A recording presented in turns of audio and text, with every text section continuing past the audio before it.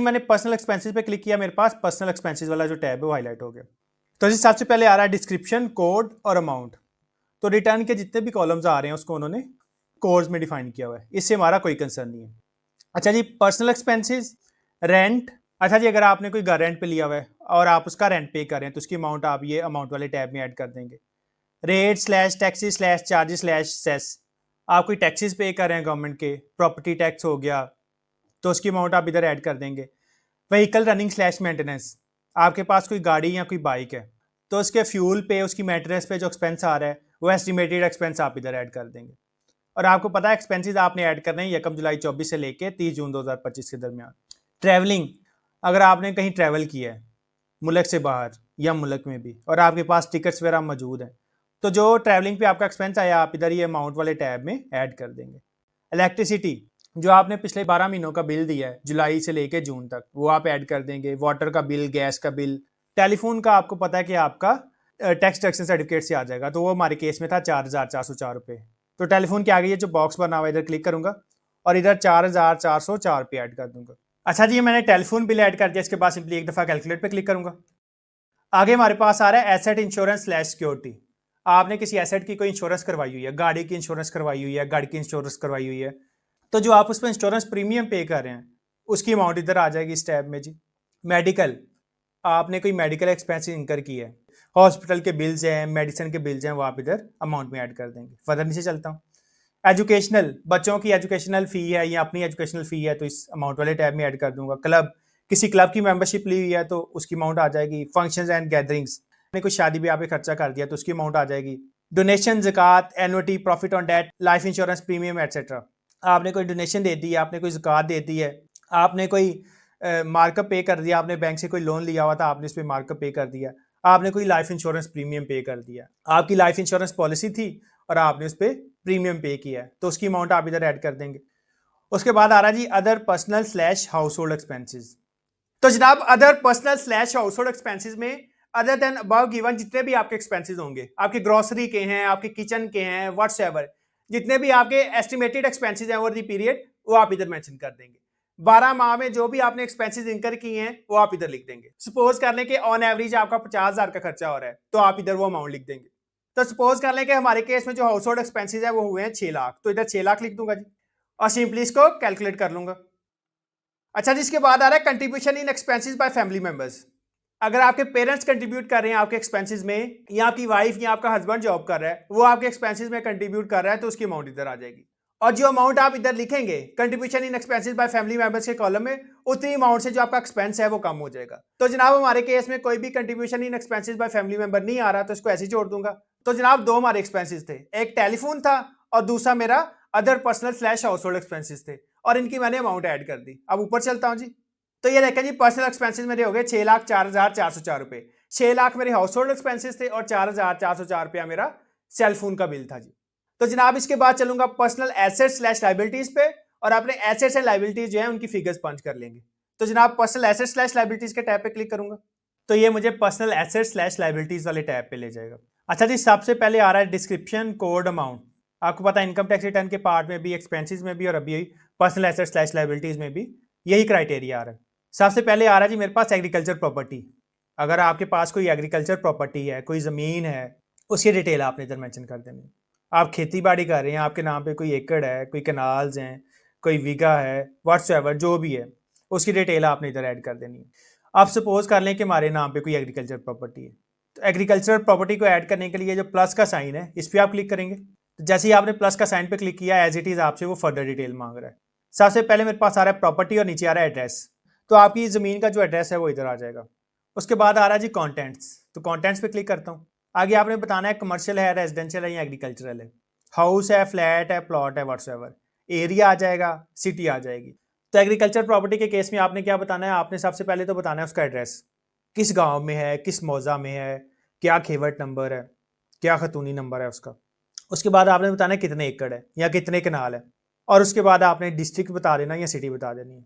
तो जी address add कर लेता हूँ। तो एड्रेस ऐड करने के लिए जो प्रॉपर्टी लिखा हुआ है इस कॉलम में क्लिक करूंगा और जहाँ हमारी लैंड लोकेट कर रही है एग्रीकल्चरल लैंड, उसका एड्रेस लिख दूंगा जी। अच्छा जी, ये मेरा प्रॉपर्टी का एड्रेस आ गया, नीचे कंटेंट्स पे क्लिक करूंगा। अच्छा जी, आप वो पूछा है कमर्शियल है या रेजिडेंशियल है, हमारे केस में एग्रीकल्चरल है, तो एग्री लैंड लिख देता हूँ। आगे आपने एरिया लिख देना है, तो मैं सपोज करें 74 के नाम लिख देता हूँ। उसके बाद आपने तहसील और डिस्ट्रिक्ट का नेम लिख देना है, तो तहसील और डिस्ट्रिक्ट का नेम लिख देता हूँ जी। अच्छा जी, ये मेरी प्रॉपर्टी का एड्रेस आ गया, कंप्लीट एड्रेस आ गया, साथ में मैंने बता दिया खेवट नंबर, खतूनी नंबर, व्हाट्सएवर। कॉन्टेंट्स में मैं बता रहा हूँ कि एग्रीकल्चर लैंड है, कितने कनाल की है वो आ गया जी, तहसील आ गई मेरी और डिस्ट्रिक्ट आ गया। इसके बाद सिंपली मैं सबमिट पे क्लिक करूंगा, तो सबमिट पे क्लिक करता हूँ जी। तो ये देखें एग्रीकल्चर प्रॉपर्टी के नीचे मेरी एक प्रॉपर्टी ऐड हो गई, ये देखें एग्रीकल्चर प्रॉपर्टी और नीचे कंप्लीट एड्रेस आ रहा है उसका। तो जी इसे कैलकुलेट कर लेता हूँ जी एक दफ़ा, जैसे कैलकुलेट किया साथ में सेव भी हो गया। अब ये कह रहा है अमाउंट के नीचे वैल्यू आ रही है मेरी 0, तो जितने की आपने लैंड खरीदी हुई है आप उसकी वैल्यू ऐड कर देंगे। आप सपोज कर लें कि ये हमने खरीदी थी 25 लाख की, तो 25 लाख ऐड कर देता हूँ। दोबारा कैलकुलेट पे क्लिक करूंगा जी, तो ये देखें ये सब हेडिंग थी और ऊपर जो एग्रीकल्चर प्रॉपर्टी की टोटल हेडिंग है उसमें मेरी वैल्यू आ गई 25 लाख, नीचे भी 25 लाख आ गया, ऊपर भी 25 लाख आ गया। प्रॉपर्टी की वैल्यू आप कहां से देख सकते हैं, जो आपकी रजिस्ट्री होगी ना उसके ऊपर प्रॉपर्टी की वैल्यू आ रही होगी। अब ये भी तो हो सकता है ना कि आपको प्रॉपर्टी थ्रू सक्सेशन या थ्रू इनहेरिटेंस मिली हो। सपोज कर लें कि आपके फादर के नाम पे प्रॉपर्टी थी, एग्रीकल्चर लैंड थी आपके फादर के नाम पे, आपके फादर की डेथ हो गई, उसके बाद सक्सेशन सर्टिफिकेट बनेगा और प्रॉपर्टी जो भी उनके लीगल एयर्स हैं उनमें डिवाइड हो जाएगी। तो उस केस में हमने प्रॉपर्टी को कैसे ऐड करना है तो वो देख लेते हैं। तो जी एग्रीकल्चर लैंड को दोबारा ऐड करने के लिए दोबारा प्लस पे क्लिक करूंगा। सबसे पहले वो कह रहा है जी प्रॉपर्टी और एड्रेस, तो एड्रेस ऐड कर लेता हूँ जी, जहाँ पे हमारी एग्रीकल्चर लैंड जो है वो सिचुएट कर रही है। गाँव का नेम, मौजा का नेम, खेवट, खतूनी नेम, व्हाट्सएवर जो है वो ऐड कर लूंगा। एड्रेस आ गया, उसके बाद कॉन्टेंट्स पे जाऊंगा, एग्री लैंड लिख दें, कितने कनाल की है वो आ जाएगी जी, सपोज कर लें 10 कनाल्स है। उसके आगे तहसील और डिस्ट्रिक्ट का नेम आ जाएगा, तो तहसील एंड डिस्ट्रिक्ट लिख लेता हूँ जी। अब इनहेरिटेंस के केस में आपने प्रॉपर्टी के कॉन्टेंट्स के लास्ट पे लिख देना है जी, ये देखिए डैश लगा के इनहेरिटेड, क्योंकि जो आपको प्रॉपर्टी विरासत में मिली है उस पर आपने कोई भी कॉस्ट बियर नहीं की। जो इनहेरिटेड प्रॉपर्टी है उसकी वैल्यू आपकी वेल्थ स्टेटमेंट में 0 आएगी, तो इनहेरिटेड लिख दें जी। तो ये देखें कॉन्टेंट्स में मैंने एग्रीकल्चर लैंड लिख दिया, उसका मेजरमेंट एरिया लिख दिया 10 कनाल, तहसील एंड डिस्ट्रिक्ट का नेम लिख दिया और लास्ट पे इनहेरिटेड लिख दिया। इसके बाद सिंपली सबमिट पे क्लिक करूंगा। तो ये देखें पहले मेरी एक प्रॉपर्टी थी 2.5 मिलियन की, दूसरी प्रॉपर्टी मेरी इनहेरिटेड थी और उसकी वैल्यू 0 आ गई, क्योंकि इसको अक्वायर करने के लिए मैंने कोई कॉस्ट पे नहीं की। दोबारा कैलकुलेट पे क्लिक करूंगा जी। अच्छा जी, उसके बाद आ रहा है commercial, industrial, residential property, non business. अगर आपके पास कोई रेजिडेंशियल प्रॉपर्टी है, कोई घर है, कोई फ्लैट है, कोई प्लॉट है, कोई कमर्शियल प्रॉपर्टी है, कोई दुकान है, कोई प्लाजा है, या कोई इंडस्ट्रियल प्रॉपर्टी है, कोई फैक्ट्री बिल्डिंग है व्हाट्सएवर, तो उसकी डिटेल इधर आएगी कमर्शियल, इंडस्ट्रियल, रेजिडेंशियल में। तो ये जो कमर्शियल, इंडस्ट्रियल, रेजिडेंशियल प्रॉपर्टी के आगे प्लस बना हुआ है, सिंपली प्लस पे क्लिक करूंगा। अब ये देखिए प्रॉपर्टी और आगे कह रहा है एड्रेस, तो अगर आपका घर है तो घर का कंप्लीट एड्रेस आ जाएगा, प्लॉट है तो प्लॉट का कंप्लीट एड्रेस आ जाएगा। अब सपोज कर ले हमारे केस में प्लॉट है, तो प्लॉट लिख देता हूँ जी। तो जी मैंने प्लॉट का नंबर लिख दिया, स्ट्रीट नंबर लिख दिया, सोसाइटी का कौन सा फेज था वो लिख दिया और कौन सी सोसाइटी थी वो लिख दिया, मतलब कि एड्रेस का कंप्लीट नेम लिख दिया। अब सपोज कर लें house number 1, street number 1, ABC society और ABC सेक्टर, जो भी आप लिख लें। कॉन्टेंट्स पे क्लिक करूंगा। अब कॉन्टेंट्स में वो पूछा है कमर्शियल है या रेजिडेंशियल है, तो इधर आप प्लॉट लिख दें या रेजिडेंशियल प्लॉट लिख दें। आगे एरिया लिख देंगे, एरिया हमारे केस में 5 मरला है और लास्टली आपने सिटी लिख देनी है। तो जी कॉन्टेंट्स की डिटेल ऐड कर लेता हूँ। तो जनाब मेरे पास प्लॉट था, प्लॉट की डिटेल ऐड कर दी और कॉन्टेंट्स में उसके पर्टिकुलर्स ऐड कर दिए कि रेजिडेंशियल है या कमर्शियल है, कितने मरला का है और कौन सा सिटी है।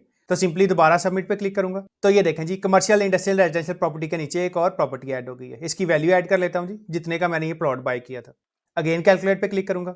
अच्छा जी, ये मेरा प्लॉट हो गया। ऐसे ही अगर मैंने हाउस जो है सिलेक्ट करना है तो दोबारा प्लस पे क्लिक करूंगा। प्रॉपर्टी के टैब के नीचे आ रहा है एड्रेस, तो हाउस का एड्रेस लिख दूंगा जी, हाउस लिख दें, जो उसका एरिया वो आ जाएगा जी और आगे सिटी आ जाएगी, तो सिटी लिख देता हूँ एंड अगेन सबमिट पे क्लिक करूंगा और जितने का आपने घर बाय किया उसकी वैल्यू आ जाएगी। दोबारा कैलकुलेट पे क्लिक करूंगा। अच्छा, जैसे हमने एग्रीकल्चर लैंड में आपको बताया था कि अगर आपको लैंड थ्रू सक्सेशन या इनहेरिटेंस ट्रांसफर हो रही है तो उसकी वैल्यू 0 आएगी। एज इट इज़ आपको घर या प्लॉट या कोई कमर्शियल प्रॉपर्टी में कोई दुकान है, कोई प्लाजा है, वो भी आपको थ्रू, तो वो भी अगर आपको थ्रू सक्सेशन या इनहेरिटेंस ट्रांसफर हो रहा है तो उसकी वैल्यू भी इधर 0 आएगी। उसकी फेयर मार्केट वैल्यू नहीं लिखेंगे आप, उसकी वैल्यू 0 ही आएगी, क्योंकि उसको एक्वायर करने के लिए आपने कोई कॉस्ट बियर नहीं की। अच्छा जी, मैंने प्लॉट ऐड कर लिया, मैंने हाउस ऐड कर लिया। ऐसे ही अगर आपने कोई प्लाजा या कोई शॉप ऐड करनी है तो प्लस पे क्लिक करेंगे, जहां मैंने रेजिडेंशियल सेलेक्ट किया था कॉन्टेंट्स में उधर आप शॉप सेलेक्ट कर लेंगे। फर्दर नीचे चलता हूं जी। अच्छा जी, उसके बाद आ रहा है बिजनेस कैपिटल। आपको पता है कि हमने फाइनेंशियल स्टेटमेंट्स बनाई थी और हमने बैलेंस शीट में बकायदा कैपिटल अकाउंट बनाया था। तो जो हमारा बिजनेस कैपिटल आ रहा होगा उधर से देख के इधर लिख लेंगे। इसके अलावा हमने बिजनेस के टैब में जाके business asset slash equity slash liabilities के टैब में भी अपना जो बिजनेस कैपिटल है उसकी अमाउंट ऐड की थी। तो जनाब सबसे पहले बिजनेस का नेम ऐड कर लेते हैं। ये देखें जी, बिजनेस कैपिटल के आगे आ रहा है प्लस। तो प्लस का मतलब ये है कि ये आपसे फर्दर इंफॉर्मेशन रिक्वायर्ड करेगा। तो प्लस पे क्लिक करता हूं जी। वो कह रहा है जी बिजनेस का नेम। तो जी हमारे केस में बिजनेस का नेम था जी एबीसी ट्रेडर्स। तो एबीसी ट्रेडर्स ऐड कर देता हूं। इसके बाद सिंपली सबमिट पे क्लिक करूंगा। तो ये देखें जी, बिजनेस कैपिटल के नीचे एक सब हेडिंग ऐड हो गई। अब जो हमारे कैपिटल की अमाउंट थी वो इधर ऐड कर देता हूं जी। कैपिटल की अमाउंट ऐड करने के लिए simply business asset slash equity slash liabilities के टैब पे क्लिक करूंगा जी। फर्दर नीचे चलता हूं जी। ये देखें जी 1,49,000 जो है वो हमारा कैपिटल आ रहा है। तो इसे कॉपी कर लेता हूं और वेल स्टेटमेंट में जाके कैपिटल के टैब में जाके इसको पेस्ट कर दूंगा। तो वेल स्टेटमेंट पे क्लिक करूंगा, पर्सनल एसेट स्लैश लायबिलिटीज पे क्लिक कर लेता हूं जी। और ये जो मेरा बिजनेस कैपिटल आ रहा है इसके टैब में जाके इसको पेस्ट कर देता हूं एंड सब्सिक्वेंटली कैलकुलेट पे क्लिक कर लेते हैं जी। अच्छा जी, उसके बाद आ रहा है इक्विपमेंट नॉन बिजनेस। कोई आपके पास इक्विपमेंट है जो बिजनेस में यूज नहीं हो रहा, तो इसकी सबसे कॉमन एग्जांपल होती है आपकी ग्रास कटिंग मशीन। आमतौर पे लोगों ने ग्रास कटिंग मशीन रखी होती है घरों में, मैकेनिकल कह लें या मैनुअल कह लें। ऐसे ही मैकेनिकल लेडर आ जाएगी आपकी। तो ये जितने आपके छोटे मोटे इक्विपमेंट्स हैं जो आपके बिजनेस यूज में नहीं हो रहे, उसकी डिटेल आप इधर मेंशन कर सकते हैं। उनकी जितनी वैल्यू होगी आप इधर मेंशन कर सकते हैं इस कॉलम में। अब ये देखें इसके साथ प्लस का टैब नहीं है, तो इसका मतलब ये कि इधर सिंपल आपने वैल्यू लिख देनी है। अच्छा जी, उसके बाद आ रहा है एनिमल नॉन बिजनेस। आपने कोई एनिमल्स रखे हुए जिनका आप बिजनेस में यूज नहीं कर रहे।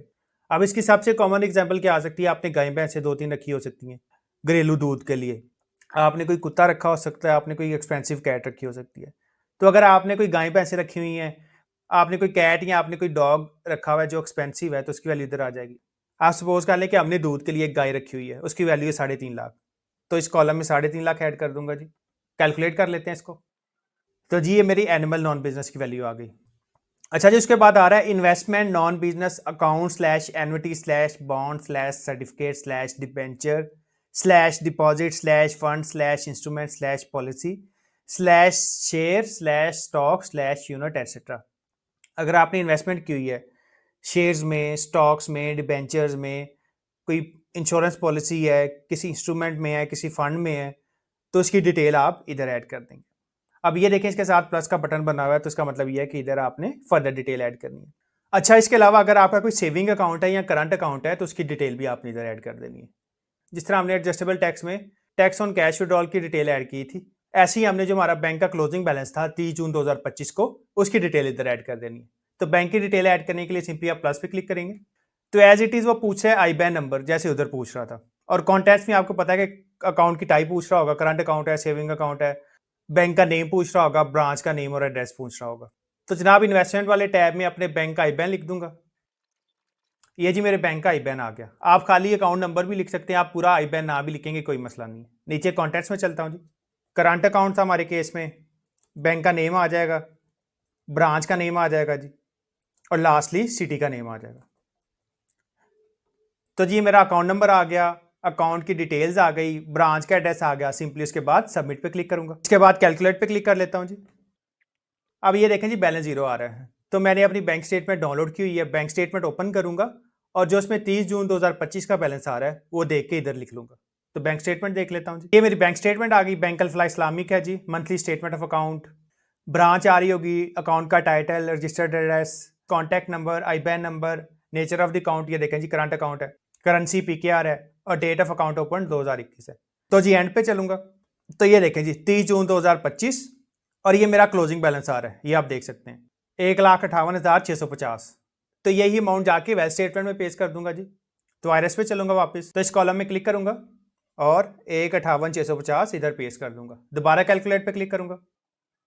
तो ये देखें जी जो हमने बैंक अकाउंट डिटेल्स ऐड की उधर अमाउंट आ गई और ऊपर जो उसकी सब हेडिंग थी इन्वेस्टमेंट वाली उधर अमाउंट आ गई। फर्दर नीचे चलता हूँ जी। आगे वो कह रहा है debt non business advance slash debt slash deposit slash prepayment slash receivable slash security. अगर आपने किसी को लोन दिया हुआ है थ्रू प्रॉपर बैंकिंग चैनल, उसकी डिटेल भी आप इधर मेंशन कर सकते हैं। कोई आपने सिक्योरिटी दी हुई है, अगेंस्ट लोन है, अगेंस्ट गुड्स है, व्हाट्सएवर, आप उसकी डिटेल्स भी इधर ऐड कर सकते हैं। प्रीपेमेंट्स, अगर आपने प्लॉट एडवांस पे लिया हुआ है और उसके अगेंस्ट आपने अमाउंट एडवांस में पे हुई है तो उसकी अमाउंट भी आप इधर मेंशन कर सकते हैं। एज इट इज़ इसके आगे भी प्लस का बटन बना हुआ है, तो इसका मतलब ये है कि ये टैब भी फर्दर इन्फॉर्मेशन आपसे एक्वायर करेगा। तो प्लस पे क्लिक करता हूँ जी। डेटर, डेटर CNSE/रजिस्ट्रेशन नंबर, जिस बंदे को आपने लोन दिया हुआ है या जिस बंदे को आपने सिक्योरिटी दी हुई है या जिस बंदे को आपने प्री पेमेंट की हुई है उसका CNSE नंबर आ जाएगा। कंपनी के केस में उसका रजिस्ट्रेशन नंबर या उसका एंट्री नंबर आ जाएगा। नीचे कॉन्टेंट्स में उसका नेम आ जाएगा, जो भी उसका नेम है। अब ये देखें जैसे इधर इन्होंने लिखा हुआ है। और टाइप ऑफ अकाउंट ये आप ना भी लिखें तो कोई मसला नहीं है। एनटीएन और नेम लिखना है आपने जी, या जिस बंदे को आपने सिक्योरिटी दी हुई है या जिस बंदे को आपने प्री पेमेंट्स दी हुई है। तो जी हमारे केस में कोई भी डेटर नहीं है तो इसको क्लोज कर दूंगा। ये कैंसिल का बटन बना हुआ है तो कैंसिल पे क्लिक करता हूँ जी। मोटर व्हीकल नॉन बिजनेस, जो भी आपके नाम पे व्हीकल्स होंगी उनकी डिटेल इधर आ जाएगी, चाहे वो बाइक है, चाहे वो गाड़ी है, चाहे कोई वैन है, व्हाट्सएवर। तो जो भी आपके पास बाइक, गाड़ी या वैन होगी जो आपके पर्सनल यूज़ में आ रही होंगी उनकी आप डिटेल्स इधर ऐड कर देंगे। तो मोटर व्हीकल नॉन बिजनेस के आगे प्लस का बटन बना हुआ है तो सिंपली प्लस पे क्लिक करूंगा। सबसे पहले वो कह रहा है व्हीकल के नीचे excise and taxation department registration number, जो आपकी गाड़ी का या जो आपकी बाइक का कंप्लीट नंबर होगा वो आप मेंशन कर देंगे। तो जनाब अपनी बाइक का नंबर लिख लेता हूँ। ये मैंने बाइक का नंबर लिख दिया। उसके बाद कॉन्टेंट्स पे क्लिक करूंगा। इधर वो कह रहा है प्राइवेट है या commercial, make, model, engine capacity. अब मेरे पास है जी होंडा CD70, तो आप क्या लिखेंगे जी CD70 और आगे कंपनी का नेम लिख देंगे। तो इधर जी होंडा लिख दूंगा। तो ये देखिए जी व्हीकल में मैंने बाइक का नंबर लिख दिया और कॉन्टेंट्स में मैंने लिख दिया जी कौन सी मेरे पास बाइक थी, CD70 और कंपनी का नेम होंडा है। ऐसी अगर मेरे पास गाड़ी होती तो गाड़ी का नंबर लिख देता, नीचे कितने सीसी की गाड़ी है, 1300 सीसी है, 1600 सीसी है, 1000 सीसी है, सीसी लिख देता। आगे कौन सी गाड़ी है, वैगनार है, स्विफ्ट है, यारिस है, व्हाट्सएवर। गाड़ी का मॉडल लिख देता और सिंपली आगे कंपनी आ जाती, होंडा है, टोयोटा है, सुजुकी है, व्हाट्सएवर। तो जनाब ये मेरी बाइक की डिटेल आ गई। इसके बाद सिंपली सबमिट पे क्लिक करूंगा। तो ये देखें मोटर व्हीकल के टैब के नीचे एक सब हेडिंग ऐड हो गई। अब इधर बाइक की जो वैल्यू है वो ऐड कर दूंगा। तो ये बाइक मैंने खरीदी थी जी 83,500 की, तो 83,500 लिख दिया। इसके बाद दोबारा कैलकुलेट पे क्लिक करूंगा तो जी ये मेरी मोटर व्हीकल ऐड हो गई। अच्छा जी उसके बाद वो कह रहा है प्रीशियस पोजेशन। प्रीशियस पोजेशन में यूजली आपके जेमस्टोन्स, ज्वेलरी, इस तरह की चीज़ें आ जाती हैं। तो अगर आपके पास कोई ज्वेलरी है जिसमें गोल्ड है, सिल्वर है, डायमंड है, तो उसकी डिटेल आप इधर ऐड कर देंगे। तो प्रीशियस पोजेशन की डिटेल ऐड करने के लिए सिंपली आप प्लस पे क्लिक करेंगे। नेचर ऑफ एसेट, इधर आप लिख देंगे ज्वेलरी। कॉन्टेंट्स, अब ये देखें उसने एग्जांपल दी हुई है EG गोल्ड 10 ग्राम। तो अगर आपके पास तोला में है तो आप लिख देंगे गोल्ड 10 तोला, 15 तोला, व्हाट्सएवर। तो जी मैं लिख देता हूँ जी गोल्ड 10 तोला एज इट इज़। इसके बाद सिंपली सबमिट पे क्लिक करूंगा। तो ये देखें प्रीशियस पोजेशन के नीचे एक सब हेडिंग जो है वो ऐड हो गई। इधर जो आपने गोल्ड बाय किया है उसकी वैल्यू लिख देंगे। अच्छा जी अब हमारे केस में गोल्ड हमने बाय नहीं किया। अब ये गोल्ड हमें मिला है शादी पे, ससुराल की तरफ से जो आपको गोल्ड मिलता है उसकी कोई वैल्यू नहीं होती क्योंकि आपने तो उसकी कोई कॉस्ट बियर नहीं ना की। तो इस केस में जो हमने 10 तोला ऐड किया है इसके आगे हम लिखेंगे डोरी। तो ये डस्टबिन के साथ ये पेंसिल का बटन बना हुआ है। जैसे ही मैं पेंसिल का बटन क्लिक करूंगा जो मैंने डिटेल्स एंटर की थी वो दोबारा से एडिटेबल फॉर्म में ओपन हो जाएंगी। तो पेंसिल पे क्लिक करता हूँ जी। तो ये जो मैंने लिखा हुआ है ना गोल्ड 10 तोला, इसके आगे डैश ऐड करूंगा और आगे लिख दूंगा जी डोरी। डोरी से मुराद है जी जहेज। दोबारा सबमिट पे क्लिक करूंगा तो ये देखें जी ज्वेलरी गोल्ड 10 तोला डोरी। कैलकुलेट कर लेता हूं जी। तो ये मेरी डिटेल सेव हो गई है। उसके बाद आ रहा है जी हाउस होल्ड इफेक्ट।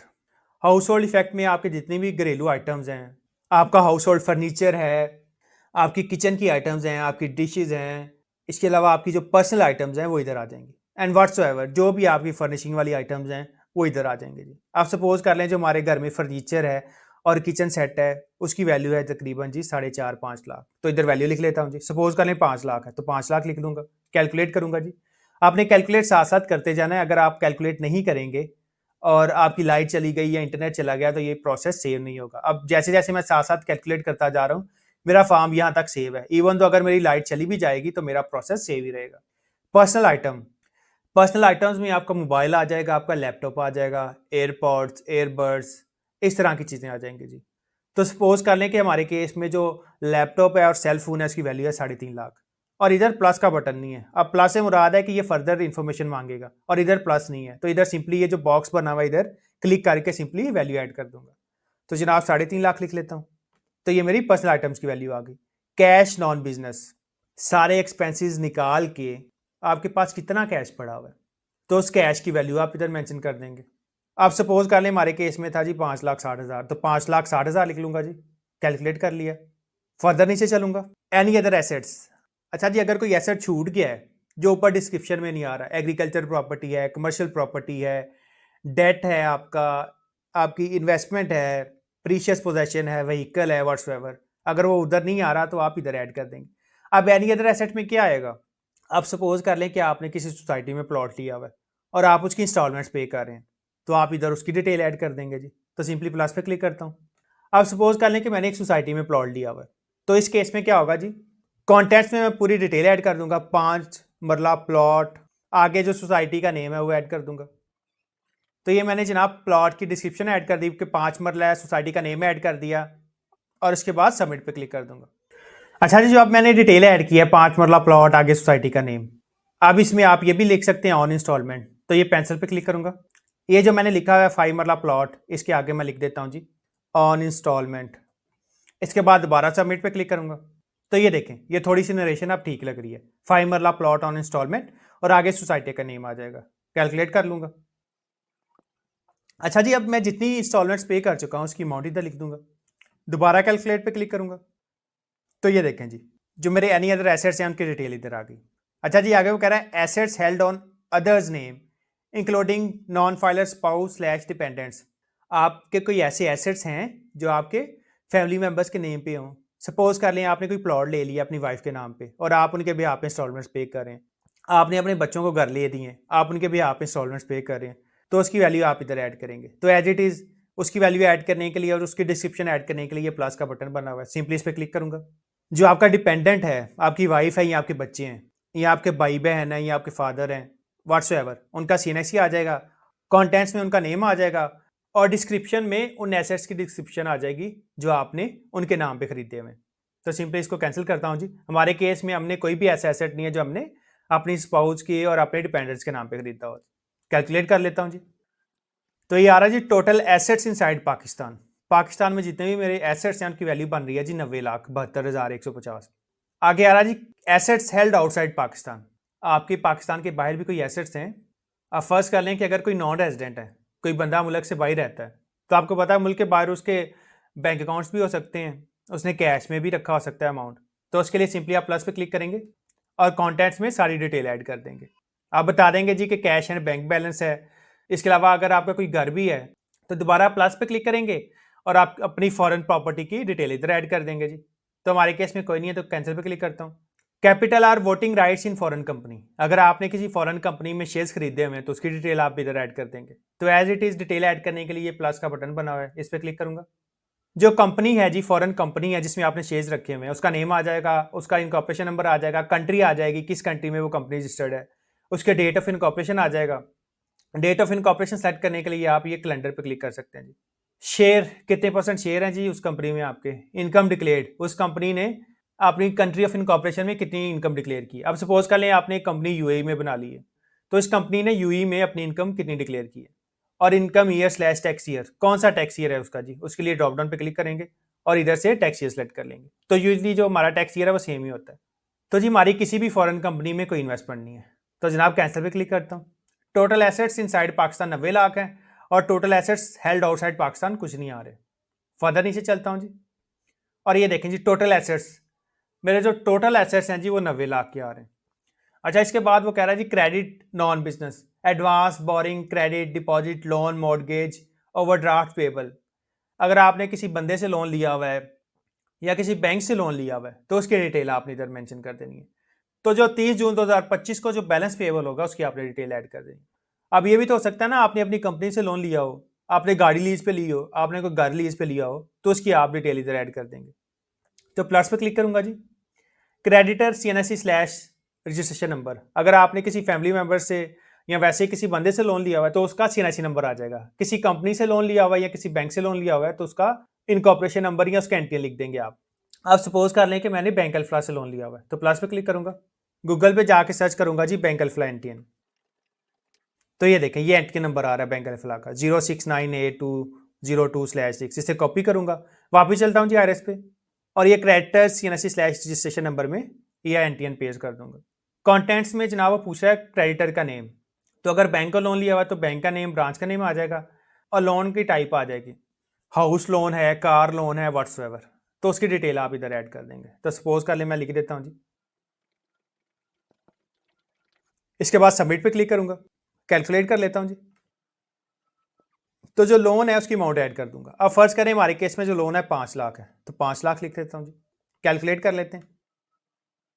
तो ये देखें एक सब हेडिंग ऐड हो गई जिसमें हमने जो बैंक है उसका एंट्री लिख दिया, बैंक का नेम आ गया, लोन की टाइप आ गई, और ऊपर जो आपकी हेडिंग है उधर उसकी अमाउंट आ गई 5 लाख, नीचे भी 5 लाख आ रहा है और उधर हेडिंग में भी 5 लाख आ रहा है। फॉरेन लाइबिलिटीज, अगर आपने कोई फॉरेन लोन लिया हुआ है तो उसकी डिटेल आ जाएगी, ये बॉक्स बना हुआ है, इधर सिंपली आप अमाउंट ऐड कर देंगे और इधर आपने पीकेआर में अमाउंट ऐड करनी है। टोटल लाइबिलिटीज 5 लाख की मेरी लाइबिलिटीज हैं और net assets current year 85 lakh. तो नेट एसेट्स से मुराद है आपका एसेट्स माइनस लाइबिलिटीज। 90 लाख के मेरे एसेट्स थे, 5 लाख की मेरी लाइबिलिटीज थी, तो नेट एसेट्स मेरे हो गए जनाब 85 लाख। तो यहां तक जो मेरे एसेट्स हैं और लाइबिलिटीज हैं वो कंप्लीट हो चुके हैं। तो जनाब ऊपर चलता हूं। ऊपर जाने के लिए साइड पे स्क्रॉल बार है, इसको पकड़ के भी आप ऊपर जा सकते हैं और वैसे भी आप स्क्रॉल अप कर सकते हैं। तो ऊपर चलता हूं जी। एग्रीकल्चर प्रॉपर्टी थी सबसे पहले, एक प्रॉपर्टी मैंने खरीदी हुई थी 25 लाख की, वो मैंने ऐड कर ली। इसके अलावा मुझे एक प्रॉपर्टी थ्रू इनहेरिटेंस मिली, उसकी वैल्यू 0 आ गई। एग्रीकल्चर प्रॉपर्टी की ग्रॉस वैल्यू आ गई मेरे पास 25 लाख। उसके बाद जनाब कमर्शियल, इंडस्ट्रियल, रेजिडेंशियल प्रॉपर्टी में मेरे पास एक घर था और एक प्लॉट था। घर की वैल्यू मैंने ऐड कर ली 20 लाख और प्लॉट मैंने ऐड कर लिया जी 15 लाख का। फर्दर नीचे चलूंगा। इक्विपमेंट नॉन बिजनेस मेरे पास कुछ नहीं था पड़ा हुआ। एनिमल नॉन बिजनेस मेरे पास एक गाय थी, उसकी वैल्यू मैंने ऐड कर दी 3.5 lakh. Investment non business account, annuity, bond, certificate, debenture, deposit, fund, instrument, policy, share, stock, unit etcetera. तो इधर सिर्फ मेरे पास अकाउंट था। जो मेरा बैंक अकाउंट था उसका मैंने अकाउंट नंबर लिख दिया, अकाउंट की टाइप लिख दी करंट अकाउंट, बैंक का नेम आ गया और बैंक का एड्रेस आ गया और सिटी आ गई। तो जो मेरा 30 जून 2025 को क्लोजिंग बैलेंस था वो मैंने लिख दिया 1,58,650 रुपये। डेट, कोई भी एडवांस नहीं था, कोई भी डिपॉजिट नहीं मैंने दिया हुआ, कोई भी प्रीपेमेंट्स नहीं है और कोई भी रिसीवेबल नहीं है जी। फर्दर नीचे चलता हूँ जी। मोटर व्हीकल नॉन बिजनेस, तो मेरे पास एक बाइक थी, बाइक का मैंने नंबर ऐड कर दिया, उसकी सीसी ऐड कर दी और कंपनी का नेम ऐड कर दिया, CD70 होंडा 83,500। प्रीशियस पोजेशन, हमें गोल्ड मिला था शादी पे जहेज के तौर पे, तो हमने ऐड कर दिया जी ज्वेलरी, गोल्ड 10 तोला और डोरी। और क्योंकि हमने कोई कॉस्ट इंकर नहीं की इस वजह से गोल्ड की वैल्यू 0 रुपीज़ आ रही है। हाउस होल्ड इफेक्ट, जो हमारे पास घर में फर्नीचर था, कोई किचन की आइटम्स थी, उसकी वैल्यू आ रही है तकरीबन 5 लाख, तो 5 लाख ऐड कर लिया। पर्सनल आइटम्स में आपका लैपटॉप, मोबाइल, इस तरह की चीज़ें आ जाएंगी, इसकी वैल्यू 3.5 लाख आ रही है। कैश नॉन बिजनेस, जो मेरे पास कैश पड़ा हुआ है जनाब, उसकी वैल्यू आ रही है 5,60,000। एनी अदर एसेट्स, हमने एक प्लॉट लिया हुआ था किस्तों पे, उसकी वैल्यू आ जाएगी जी। फर्दर नीचे चलूंगा। Assets held on others name, मैंने अपनी बीवी के नाम पे या अपने बच्चों के या अपने घर वालों के नाम पे कोई एसेट नहीं खरीदा हुआ, तो इसलिए हमने ऐड नहीं किया। टोटल एसेट्स इनसाइड पाकिस्तान आ गए जी 90 lakh. Assets held outside Pakistan कोई नहीं आ रहे, हमने किसी भी फॉरेन कंपनी में कोई शेयर नहीं खरीदा हुआ, इसलिए हमने नहीं ऐड किया। Total assets held outside Pakistan 0 आ रहे हैं जी। टोटल एसेट्स 90 लाख के आगे। फर्दर नीचे चलूंगा। Credit non business advance slash boring slash credit slash deposit, loan, mortgage, overdraft, तो हमने जनाब गाड़ी के अगेंस्ट बैंक से लोन लिया हुआ था, तो बैंक का हमने एनटीएन ऐड कर दिया, बैंक का नेम आ गया और लोन की टाइप आ गई, जैसे हमारे केस में जी कार लोन, और उसकी हमने अमाउंट ऐड कर दी। टोटल लाइबिलिटीज हमारे पास 5 लाख थी, फॉरेन लाइबिलिटी कोई नहीं थी, और नेट एसेट्स हमारे आ गए एसेट्स माइनस लाइबिलिटीज 85 लाख के जी। तो जी ये मेरे personal assets and liabilities complete हो चुके हैं। इसके बाद मैं चलूंगा रिकंसिलिएशन ऑफ नेट एसेट्स पे। तो रिकंसिलिएशन पे चलता हूँ, नीचे चलूंगा जी। Net assets current year, net assets मतलब एसेट्स माइनस लाइबिलिटीज हमारे पास ही 85 lakh. Net assets previous year कुछ नहीं आ रहे। अब नेट एसेट्स प्रीवियस ईयर क्यों नहीं आ रहे? नेट एसेट्स प्रीवियस ईयर इस वजह से नहीं आ रहे क्योंकि इस पर्सन की प्रीवियस ईयर की रिटर्न सबमिट नहीं है, इसकी हम पहली रिटर्न सबमिट कर रहे हैं 2025 की। अगर इसने 2024 की रिटर्न सबमिट की होती तो इसके 2024 के जो नेट एसेट्स प्रीवियस ईयर हैं वो इधर आ रहे होते, ऑटोमेटिकली अपीयर हो रहे होते। मैं आपको दिखा भी देता हूँ एक और रिटर्न के। Inflows, income declared as per return for the year subject to normal tax. तो जो आपकी बिजनेस इनकम थी 1,81,300, वो आपकी इनकम आ जाएगी income declared as per return for the year subject to normal tax के टैब में। तो जनाब जो आपकी इनकम है सब्जेक्ट टू नॉर्मल टैक्स, उसको देखने के लिए कंपटीशन के टैब पे जाऊंगा, तो टैक्स चार्जेबल स्लैश पेमेंट्स पे क्लिक करता हूं जी। फर्दर नीचे चलूंगा, इसके बाद चलूंगा जी कंपटीशंस के टैब पे, तो कंपटीशंस पे क्लिक करूंगा जी। और ये जो आपकी income slash loss from business है 1,81,300, इसको कॉपी करूंगा और amount subject to normal tax में जाके इसको पेश कर दूंगा जी। तो वापस चलता हूं जी रिकंसिलिएशन पे, फर्दर नीचे चलूंगा जी। वेल्थ स्टेटमेंट पे क्लिक करता हूं, रिकंसिलिएशन ऑफ नेट एसेट्स पे क्लिक करूंगा जी, और income declared as per return for the year subject to normal tax में जाके इसको पेश कर दूंगा। तो जनाब ये जो आपके पास आ रहा है income declared as per return for the year subject to normal tax, इसके आगे ये देखें, इसके आगे ये देखें जी, ये बॉक्स बना हुआ है, तो इधर ये अमाउंट पेश कर देता हूं। इसके बाद सिंपली कैलकुलेट पे क्लिक कर दूंगा जी। तो ये देखें जो मेरी बिजनेस इनकम थी वो मेरी आएगी subject to normal tax. Further नीचे चलूंगा जी, income declared as per return for the year exempt from tax, कोई मेरी एग्जाम्प्ट इनकम नहीं है जी। Income attributable to receipts etcetera declared as per return for the year subject to final slash fix tax, कोई भी मेरी ऐसी income नहीं है जो subject to final slash fix tax हो। सिर्फ मेरे बिजनेस इनकम है जनाब, मैं एक शॉपकीपर था या मैं एक फर्टिलाइजर का डीलर था, मैंने बिजनेस किया और जो भी मेरी इनकम बनी, जो भी मेरा नेट प्रॉफिट बिफोर टैक्सेशन बना, उसकी फिगर मैंने इधर पेश कर दी। इस फिगर को आप अकाउंट से भी देख के लिख सकते हैं जो आपकी आ रही थी जी नेट प्रॉफिट बिफोर टैक्सेशन से पहले, एंड सब्सिक्वेंटली आप टैक्स चार्जेबल स्लैश पेमेंट्स में कंपटीशंस के टैब पे जाके भी इस अमाउंट को देख सकते हैं। एडजस्टमेंट्स इन इनफ्लोज, इस कॉलम के साथ हमारा कोई कंसर्न नहीं है जी। उसके बाद आ रहा है जी फॉरेन रेमिटेंस। अच्छा जी, आपके माँ बाप, बहन भाई, आपके हस्बैंड, अगर कोई भी आपका रिलेटिव बाहर रह रहा है और वो बाहर से आपके अकाउंट में पैसे लगवाते हैं, वो अपने फॉरेन अकाउंट से आपके अकाउंट में भी पैसे भेज सकते हैं। इसके अलावा वो किसी करेंसी एक्सचेंज के थ्रू, वेस्टर्न यूनियन है, रिया है, इनके थ्रू भी आपके अकाउंट में पैसे लगवा सकते हैं। तो अगर तो आपके रिलेटिव्स आपको पैसे भेज रहे हैं फॉरेन कंट्री से, तो उसकी अमाउंट आप इधर ऐड कर देंगे। तो जनाब हमारे केस में कोई हमें फॉरेन रेमिटेंस रिसीव नहीं हुई, तो इसको छोड़ दूंगा जी। इसके बाद फर्दर नीचे चलता हूं जी। अच्छा जी, उसके बाद आ रहा है इनहेरिटेंस। तो इनहेरिटेंस का आपको मैं पहले बता चुका हूं वेल्थ स्टेटमेंट में कि अगर आपको अपने पेरेंट्स से कोई प्रॉपर्टी इनहेरिट होती है ऑन देयर डेथ, तो उसकी वैल्यू इधर आ जाएगी। और आपको पता है कि इनहेरिटेंस यूजुअली जीरो वैल्यू पे आएगी, तो इसको आप ऐसे ही छोड़ देंगे जी। हमारे केस में कोई इनहेरिटेंस नहीं है तो इसको छोड़ दूंगा। गिफ्ट, तो जनाब अगर आपका अपने ब्लड रिलेटिव से, अपने पेरेंट्स से, अपने सिबलिंग्स से, अपनी स्पाउस से या अपने बच्चों से कोई गिफ्ट मिला है, चाहे वो कैश गिफ्ट है, चाहे वो कोई प्रॉपर्टी है, तो उसकी वैल्यू इधर ऐड कर देंगे। अगर आपको कोई कैश गिफ्ट मिला है तो आपने एक बात याद रखनी है कि गिफ्ट जो है वो हमेशा थ्रू क्रॉस चेक होगा या थ्रू ऑनलाइन ट्रांसफर होगा। कैश में जो है आप इसको गिफ्ट ट्रीट नहीं करेंगे। गिफ्ट आप सिर्फ थ्रू प्रॉपर बैंकिंग चैनल ही ले सकते हैं। अगर आपके फादर आपको 50 लाख दे रहे हैं तो वो थ्रू क्रॉस चेक देंगे या वो आपके अकाउंट में ऑनलाइन ट्रांसफर कर देंगे। इसके साथ साथ आपकी गिफ्ट डीड बन जाएगी, एंड सब्सिक्वेंटली जब आपके फादर अपनी इनकम टैक्स रिटर्न सबमिट करेंगे तो वो उधर गिफ्ट को आउटफ्लो दिखाएंगे और आप इनफ्लो में गिफ्ट की अमाउंट इधर मेंशन कर देंगे।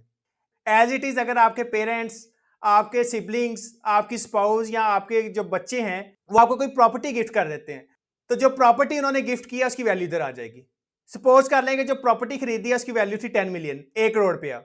आपके फादर ने एक प्लॉट खरीदा, उसकी वैल्यू थी 1 करोड़ रुपया। वो प्लॉट आपके फादर ने आपको गिफ्ट कर दिया, तो आपके फादर अपनी रिटर्न में उसको आउटफ्लो में दिखाएंगे और आप अपनी रिटर्न में उसको दिखाएंगे जी इनफ्लोज में। ये देखें जी, इनफ्लोज में जाके आगे आप इसको गिफ्ट में जो आपको गिफ्ट रिसीव हो गया है, गिफ्ट की अमाउंट मेंशन कर देंगे। सब्सिक्वेंटली जैसे मैंने आपको बताया कि गिफ्ट के केस में आपने गिफ्ट डीड बना लेनी है। अब गिफ्ट की डिटेल कैसे ऐड करेंगे, ये देखें गिफ्ट के आगे प्लस का बटन बना हुआ है और आपको पता है कि जिस भी कॉलम के आगे प्लस का बटन बना हुआ है वो आपसे फर्दर इंफॉर्मेशन डिमांड करेगा। तो जनाब प्लस पे क्लिक करूंगा, gift CNIC slash registration number, जो पर्सन आपको गिफ्ट कर रहा है चाहे प्रॉपर्टी है चाहे कैश है, उसका जनाब CNIC नंबर आ जाएगा। और मैंने आपको बता दिया कि गिफ्ट जो है आपको ब्लड रिलेटिव, स्पाउस और बच्चों की तरफ से ही आएगा, बाकी किसी बंदे से आप गिफ्ट नहीं ले सकते जी। तो अगर आपने गिफ्ट लिया हुआ है तो इधर CNIC नंबर आ जाएगा, नीचे आ रहा जी कॉन्टेंट्स, तो कॉन्टेंट्स पे क्लिक करता हूं जी। कॉन्टेंट्स में जिस बंदे से आप गिफ्ट ले रहे हैं उसका नेम आ जाएगा। सपोज आप फादर से ले रहे हैं, अपने फादर का नेम लिख देंगे और नीचे डिस्क्रिप्शन लिख देंगे जी। अगर आपने कैश लिया है तो कैश गिफ्ट लिखते हैं, और अगर आपको प्रॉपर्टी रिसीव हुई है एज गिफ्ट तो आप प्रॉपर्टी की कंप्लीट डिस्क्रिप्शन लिख देंगे, 5 मरला प्लॉट, सोसाइटी का नेम, ब्लॉक का नेम, सिटी का name etcetera, and subsequently submit पे क्लिक कर देंगे। तो जैसे ही आप सबमिट पे क्लिक करेंगे तो गिफ्ट के नीचे आपको पता है एक फर्दर सब हेडिंग ऐड हो जाएगी और उधर आप इसकी अमाउंट ऐड कर देंगे। अब हमारे केस में कोई गिफ्ट नहीं है तो जनाब कैंसिल पे क्लिक करूंगा। उसके बाद आ रहा है जी gain on disposal of assets excluding capital gain on immovable property. अगर आपने कोई पर्सनल एसेट बेच दिया है other than jewellery, other than property, तो उस पर जो भी गेन आएगा उसकी अमाउंट आप इधर ऐड कर देंगे। सपोज कर लें आपने हाउस होल्ड इक्विपमेंट सेल कर दिए, कोई फर्नीचर सेल कर दिया, आपने बेड सेल कर दिया, उसकी वैल्यू थी 2 लाख रुपया, आपने सेल कर दिया 3 लाख, 2 लाख की उसकी वैल्यू थी, 3 लाख आपने सेल कर दिया, 1 लाख का गेन आ गया, तो उस गेन की अमाउंट आप इस कॉलम में ऐड कर देंगे।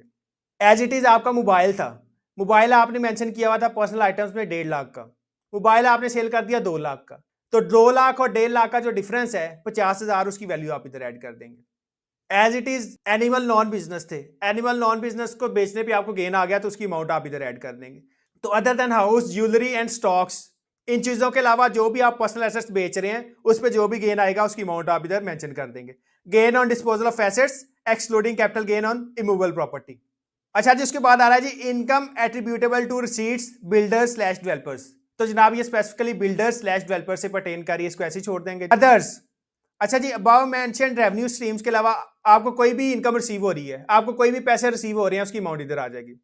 आप सपोज कर लें कि जैसे गवर्नमेंट ऑफ पंजाब है, वो किसानों को पर एकड़ 5-5 हज़ार रुपया दे रही है किसान कार्ड पे। तो अगर आपको गवर्नमेंट से सब्सिडी मिल रही है तो उसकी अमाउंट आप इधर ऐड कर देंगे। तो एज इट इज ये देखिए अदर्स के आगे भी प्लस बना हुआ है, तो प्लस पे क्लिक करूंगा। अगर आपको गवर्नमेंट से सब्सिडी मिल रही है तो इधर CNSE स्लैश रजिस्ट्रेशन नंबर नहीं आएगा, सिंपली आप डैश ऐड कर दें। उसके बाद कॉन्टेंट्स आ रहे हैं तो कॉन्टेंट्स पे क्लिक करूंगा। इधर आप लिख दें जी सब्सिडी या वीट सपोर्ट प्राइस और आगे लिख दें जी government of Punjab. Government of Punjab जो है 5 हज़ार रुपया पर एकड़ जो है किसानों को दे रही है। एज इट इज इसके बाद सबमिट पे क्लिक करेंगे तो ये अदर्स के नीचे एक रो ऐड हो जाएगी एंड सब्सिक्वेंटली अमाउंट वाले कॉलम में उसकी आप अमाउंट ऐड कर देंगे। अब हमारे केस में अदर्स में कोई अमाउंट नहीं आ रही तो सिंपली कैंसिल पे क्लिक करता हूं। उसके बाद आ रहा है जी deemed income declared as per return for the year. तो ये जो आपकी डीम्ड इनकम है ये स्पेसिफिकली पर्टेन कर रही है सब्जेक्ट टू कैपिटल एसेट्स। तो ये मैं आपको एंड में दिखा देता हूं जब हम कैपिटल एसेट्स का जो टैब है वो फिल करेंगे। फर्दर नीचे चलता हूं जी। आउटफ्लोज, पर्सनल एक्सपेंसेस 6,04,404 रुपए। तो ये 6,04,404 रुपए आपको पता है कि पर्सनल एक्सपेंसेस के टैब से हमारे पास आ गए।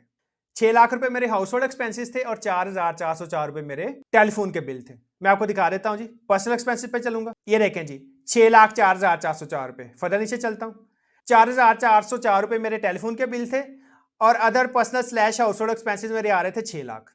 तो यहां से मेरे पर्सनल एक्सपेंसेस सिस्टम ने ऑटोमेटिकली उठा लिए रिकंसिलिएशन में 6,04,404 रुपए। वापिस चलता हूं जी रिकंसिलिएशन ऑफ नेट एसेट्स पे। रिकंसिलिएशन ऑफ नेट एसेट्स पे क्लिक करता हूं। फर्दर नीचे चलूंगा जी। पेमेंट्स इन आउटफ्लोज, तो जनाब एडजस्टमेंट से हमारा कोई कंसर्न नहीं है। गिफ्ट, एज इट इज अगर आपने कोई प्रॉपर्टी गिफ्ट कर दी है, कोई कैश गिफ्ट कर दी है तो उसकी डिटेल ऐड करने के लिए आप प्लस पे क्लिक करेंगे। जैसे मैंने आपको ऊपर इनफ्लोज में बताया कि अगर आपने कैश रिसीव करना है तो थ्रू प्रॉपर पैकिंग चैनल करेंगे, प्रॉपर्टी रिसीव करनी है तो गिफ्ट डीड बनेगी। एज इट इज अगर आप कैश में गिफ्ट दे रहे हैं तो जनाब आपने थ्रू प्रॉपर पैकिंग चैनल देना है जी। आप गिफ्ट देंगे थ्रू क्रॉस चेक या ऑनलाइन ट्रांसफर करेंगे और साथ में आप बना लेंगे गिफ्ट डीड। जितनी अमाउंट आप गिफ्ट कर रहे हैं जनाब उसकी अमाउंट इधर आ जाएगी और एज इट इज जब उसकी अमाउंट इधर आ जाएगी तो आपकी बैंक स्टेटमेंट कम हो जाएगी और एज इट इज जब आप पैसे दे रहे होंगे तो आपका बैंक स्टेटमेंट का बैलेंस कम हो जाएगा। सबसीक्वेंटली अगर आप प्रॉपर्टी गिफ्ट कर रहे हैं तो जनाब प्लस पे क्लिक करेंगे, उस प्रॉपर्टी के पर्टिकुलर्स इधर ऐड कर देंगे। जिस बंदे को गिफ्ट दे रहे हैं उसका CNSE आ जाएगा और उसका नेम आ जाएगा और नीचे प्रॉपर्टी के पर्टिकुलर्स आ जाएंगे। जो प्रॉपर्टी आप गिफ्ट कर रहे हैं उसकी वैल्यू आ जाएगी and as it is personal asset slash liabilities में वो प्रॉपर्टी आप निकाल देंगे जी। तो जनाब हम कोई गिफ्ट नहीं दे रहे। इसके बाद आ रहा जी loss on disposal of assets. अच्छा जी, जैसे मैंने आपको इनफ्लोज में gain on disposal of assets दिखाया, ऐसे ही आउटफ्लोज में लॉस भी आ सकता है। सपोज कर लें आपने हाउस होल्ड आइटम्स जो हैं वो बेच दी। आपने बेड बेच दिया, उसकी कॉस्ट थी 2 लाख, आप बेच रहे हैं 1.5 लाख का, तो 50,000 रुपये आपको लॉस हो गया। उस लॉस की अमाउंट इस कॉलम में ऐड कर देंगे आप। एज इट इज आपने मोबाइल लिया, मोबाइल की वैल्यू थी 2.5 लाख, जब आप उसको सेल करने गए तो वो सेल हुआ जी 1.5 लाख का, तो 1 लाख का आपको लॉस हो गया। तो जो आपको लॉस हो जाएगा उसकी अमाउंट आप इस कॉलम में ऐड कर देंगे। तो जनाब हमने कोई हाउस होल्ड इफेक्ट, कोई पर्सनल आइटम नहीं बेचा तो उसकी अमाउंट इधर नहीं आएगी जी। उसके बाद आ रहा जी अनरिकॉन्साइल्ड अमाउंट। अनरिकॉन्साइल्ड अमाउंट को हम बाद में देख लेते हैं जी। लास्ट पे आ रहा जी assets transfer slash sold slash gifted slash donated during the year. अच्छा जी, अगर आपने कोई प्रॉपर्टी डोनेट कर दी है या आपने कोई प्रॉपर्टी ट्रांसफर कर दी है किसी नॉन प्रॉफिट ऑर्गेनाइजेशन को, किसी NGO को, किसी फलाही तंजीम को आपने कोई प्रॉपर्टी ट्रांसफर कर दी है तो जनाब उसकी वैल्यू आप इधर मेंशन कर देंगे। ये जो कॉलम है इधर आप उस प्रॉपर्टी की वैल्यू मेंशन कर देंगे, उस प्रॉपर्टी की वैल्यू इधर आ जाएगी और as it is personal asset slash liabilities में वो प्रॉपर्टी आप रिमूव कर देंगे। एज इट इज अगर आपने कैश में डोनेशन कर दी है, आपने क्रॉस चेक ले रही है व्हाट्सएवर, तो इधर उसकी अमाउंट आ जाएगी and subsequently personal asset slash liabilities में उसकी अमाउंट आप मेंशन कर देंगे। अच्छा जी, अब हमारे पास आ रही है अनरिकॉन्साइल्ड अमाउंट 8.9 मिलियन। अब हमने इस अनरिकॉन्साइल्ड अमाउंट को जीरो करना है। जब तक हम इस अनरिकॉन्साइल्ड अमाउंट को जीरो नहीं करेंगे हमारी इनकम टैक्स रिटर्न सबमिट नहीं होगी। तो इस अनरिकॉन्साइल्ड अमाउंट को जीरो करने के लिए इसको कॉपी कर लेता हूं जी, ऊपर चलूंगा जी। तो ये देखिए जी नेट एसेट्स करंट ईयर, क्योंकि हमने करंट ईयर में एसेट्स ऐड कर दिए थे, उनकी वैल्यू आ रही थी 8.5 मिलियन। अब ये देखिए आपके नेट एसेट्स प्रीवियस ईयर नहीं आ रहे और नेट एसेट्स प्रीवियस ईयर इस वजह से नहीं आ रहे क्योंकि इस बंदे की हम income tax written first time file कर रहे हैं, इस पर्सन ने 2024 की इनकम टैक्स रिटर्न फाइल ही नहीं की। तो अब हमने क्या करना है जी, जो हमारी अनरिकॉन्साइल्ड अमाउंट आ रही है, नीचे चलता हूं जी, ये जो हमारी अनरिकॉन्साइल्ड अमाउंट आ रही है 8.9 मिलियन, इसको कॉपी करूंगा और ऊपर जाके जो हमारी नेट एसेट्स प्रीवियस ईयर आ रही है जनाब, उधर जाके इस अमाउंट को पेश कर दूंगा। तो ऊपर चलता हूं जी और नेट एसेट्स प्रीवियस ईयर के कॉलम में जाके इस अमाउंट को पेश कर देता हूं जी। सब्सिक्वेंटली कैलकुलेट पे क्लिक करूंगा। अब जो हमारी अनरिकॉन्साइल्ड अमाउंट है वो जीरो होगी जी। एंड पे चलूंगा तो ये देखें जी, अनरिकॉन्साइल्ड अमाउंट मेरी होगी जीरो। तो इस तरह से अगर आप first time income tax return file कर रहे हैं, जो भी आपकी अनरिकॉन्साइल्ड अमाउंट आ रही है वो अमाउंट आपने कॉपी करके नेट एसेट्स प्रीवियस ईयर में पेश कर देनी है जी। तो ये देखें जी, अनरिकॉन्साइल्ड अमाउंट, मेरी अनरिकॉन्साइल्ड अमाउंट हो चुकी है जीरो। जब तक आपकी अनरिकॉन्साइल्ड अमाउंट जीरो नहीं होगी तब तक सिस्टम आपको इनकम टैक्स रिटर्न सबमिट नहीं करने देगा। तो जनाब अब मैं आपको ऐसे बंदे की इनकम टैक्स रिटर्न दिखा देता हूं जिसने लास्ट ईयर की इनकम टैक्स रिटर्न सबमिट की हुई है और उसके net assets previous year income tax return में रिफ्लेक्ट हो रहे हैं। तो जनाब ऐसे बंदे की इनकम टैक्स रिटर्न देख लेते हैं। तो ऊपर चलता हूं जी, इसके बाद क्लोज पे क्लिक करूंगा। तो जनाब इसके बाद इसको साइन आउट कर लेता हूं और ऐसे बंदे का लॉगिन कर लेता हूं जिसने प्रीवियस ईयर में इनकम टैक्स रिटर्न सबमिट की हुई है टैक्स ईयर 2024 की। तो ये जो पावर का बटन बना हुआ है इस पर क्लिक करके लॉग आउट कर लूंगा जी। तो जनाब मैंने ऐसे बंदे के लॉगिन क्रेडेंशियल्स लगा लिए हैं जिसने 2024 की इनकम टैक्स रिटर्न फाइल की है। तो सिंपली लॉगिन पे क्लिक करूंगा जी। तो जनाब इस बंदे की रिटर्न मैंने ऑलरेडी ओपन की हुई है। तो जनाब आपको पता है कि अगर आपने रिटर्न ओपन की हुई है, आपकी लाइट चली गई है या आपका इंटरनेट चला गया है या आपने प्रोसेस क्लोज कर दिया है, आपका फॉर्म ओपन था, तो आपकी रिटर्न होगी ड्राफ्ट मोड में। तो जनाब ड्राफ्ट पे क्लिक करता हूं तो ये देखें जी, आईटी डिक्लेरेशन 1 ड्राफ्ट में मेरी एक इनकम टैक्स डिक्लेरेशन पड़ी हुई है जी। फर्दर नीचे चलता हूं जी। नीचे जाने के लिए साइड पे स्क्रॉल बार बनी हुई है, इसको पकड़ के भी आप नीचे जा सकते हैं और आप फर्दर स्क्रॉल डाउन भी कर सकते हैं। तो जनाब स्क्रॉल डाउन कर लेता हूं। 114 subsection 1 return of income file entirely for complete year. Tax payer का नेम आ गया, सीएनएससी नंबर आ गया, टैक्स पीरियड आ गया जी, 1 जुलाई 24 से लेके 30 जून 2025, टैक्स ईयर 2025 है जी। ड्यू डेट मेरी आ रही है 30 सितंबर 2025। एक्शन के आगे डस्टबिन का बटन है और पेंसिल का बटन है, तो पेंसिल पे क्लिक करूंगा जी। वेल स्टेटमेंट पे चलूंगा, रिकंसिलिएशन ऑफ नेट एसेट्स पे क्लिक करता हूं जी। तो ये देखें जी, net assets current year 5.8 million और net assets previous year 5.8 million. Net assets previous year इस वजह से आ रहे हैं कि क्योंकि इस बंदे ने प्रीवियस ईयर में इनकम टैक्स रिटर्न फाइल की है और वही आपके नेट एसेट्स करंट ईयर बन रहे हैं। और नेट एसेट्स करंट ईयर भी इनके इस वजह से 5.8 मिलियन बन रहे हैं क्योंकि इस पर्सन ने अभी तक अपनी जो इनकम है वो डिक्लेयर नहीं की, ना इसने इनकम डिक्लेयर की है ना इसने एक्सपेंसेस रिकॉर्ड किए हैं। अब जनाब सपोज कर लें कि इस पर्सन की भी बिजनेस इनकम है, लेकिन इसकी जो इनकम है वो ट्रेडिंग नहीं है, इसकी इनकम है जी सर्विसेज। तो आप इसकी इनकम ऐड कर लेते हैं जी। इनकम ऐड करने के लिए वापस बिजनेस के टैब पे क्लिक करूंगा और आपको पता है कि सर्विसेज को ऐड करने के लिए जो आपकी सर्विस इनकम है उसको ऐड करने के लिए आप अदर रेवेन्यूज पे क्लिक करेंगे। तो जनाब अदर रेवेन्यूज पे क्लिक करूंगा। इसके बाद आप अपनी इनकम को ऐड कर देंगे जी अदर्स के टैब में। ये देखें जी, जो अदर्स का टैब आ रहा है आपके पास। अब सपोज कर लें कि जिस पर्सन की मैंने इनकम टैक्स रिटर्न खोली हुई है ये आईटी की सर्विसेज प्रोवाइड कर रहा है, ये पाकिस्तानी कंपनीज को कोई सॉफ्टवेयर बना के देता है। तो सपोज कर लें कि इसकी इनकम है जी 4 लाख, तो ये 4 लाख मैंने ऐड कर दिया। इसके बाद कैलकुलेट पे क्लिक कर दूंगा। अब इस पर्सन ने जो इनकम अर्न किया ये सोलिली काम कर रहा है घर से, इसने कोई एक्सपेंस इंकर नहीं किया, तो इस वजह से हम कोई भी एक्सपेंसेस ऐड नहीं करेंगे। ये तो मेरी होगी इनकम। अभी आपने जो बैलेंस शीट है उसको भी फिल करना है। ये जो आपके पास आ रहे हैं business asset slash equity slash liabilities, तो जनाब business asset slash equity slash liabilities के टैब पे क्लिक करूंगा। अब ये मेरे पास आ रहे हैं total assets and total equity slash liabilities. अब ये बंदा जी सर्विस प्रोवाइडर है, इसके पास कोई भी बिजनेस एसेट्स नहीं है और कोई भी इसके पास कैपिटल नहीं है। जो इसको पैसे रिसीव होते हैं वो सारे के सारे ये ड्रॉ कर लेता है। तो इस केस में क्या करना है जी, आपने अदर एसेट्स को आप जीरो कर देंगे कि बिजनेस के कोई एसेट्स नहीं है। फर्दर नीचे चलूंगा और टोटल इक्विटी स्लैश लाइबिलिटीज में कैपिटल को आप जीरो कर देंगे क्योंकि हमने बैलेंस शीट को टैली करना है। Total assets is equal to total equity and liabilities जो है इसको आपने टैली करना है इस इक्वेशन को। तो इसके बाद सिंपली कैलकुलेट पे क्लिक करूंगा। तो ये देखें जी, टोटल एसेट्स भी जीरो आ गए और टोटल इक्विटी एंड लाइबिलिटीज भी आपकी जीरो आ गई। तो जनाब हमने ऐसे बंदे की इनकम टैक्स रिटर्न अभी खोल लिया जो सर्विसेज प्रोवाइड कर रहा है, जो आईटी की सर्विसेज दे रहा है, घर से बैठ के काम कर रहा है, कोई भी उसने बिजनेस एक्सपेंसेस इनकर नहीं किए। एज इट इज उसके कोई भी बिजनेस एसेट्स नहीं है जी, कोई बिजनेस का बैंक अकाउंट नहीं है, कोई उसने पैसे नहीं लेने कस्टमर से 30 जून 2025 पे। एज इट इज जो उसकी इनकम होती है, जो 4 लाख उसको रिसीव हुआ, 4 लाख का 4 लाख उसने निकाल लिया जी, एंड सब्सिक्वेंटली उसका जो कैपिटल है वो जीरो आ गया, क्योंकि सारी के सारी उसने ड्रॉइंग्स कर ली। अच्छा जी, इसके बाद चलूंगा कंपटीशन पे, तो कंपटीशन पे चलता हूं जी, नीचे चलूंगा, टैक्स चार्जेबल स्लैश पेमेंट्स पे क्लिक करता हूं जी, एंड सब्सिक्वेंटली कंपटीशन पे क्लिक करूंगा। इनकम फ्रॉम सैलरी मेरी कोई नहीं आ रही, इनकम फ्रॉम प्रॉपर्टी कोई नहीं आ रही, इनकम फ्रॉम बिजनेस आ रही मेरी 4 लाख, कैपिटल गेन नहीं आ रहा कोई भी अदर सोर्स से नहीं है, फॉरेन इनकम नहीं, टोटल इनकम आ गई मेरी 4 लाख, और टैक्सेबल इनकम भी मेरी 4 लाख आ गई। टैक्स चार्जेबल कोई नहीं बन रहा, क्योंकि आपको पता है कि 6 लाख से ऊपर टैक्स लगता है, 6 लाख से नीचे अगर आपकी टैक्सेबल इनकम रहेगी तो उस पर 0% टैक्स लगता है जी।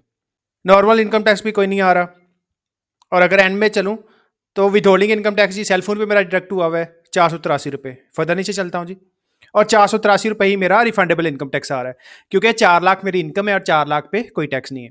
तो जनाब 4 लाख मेरी इनकम है, इसके बाद चलूंगा वेल्थ स्टेटमेंट पे, और amount subject to normal tax में जाके 4 लाख पेश कर दूंगा। तो जनाब वेल्थ स्टेटमेंट पे क्लिक करूंगा, इसके बाद रिकंसिलेशन ऑफ नेट एसेट्स पे चलूंगा जी, और इनफ्लोज में जाके income declared as per return for the year subject to normal tax में 4 लाख पेश कर दूंगा। तो जी ये मेरी 4 लाख इनकम आ गई, कैलकुलेट कर लेता हूँ इसे।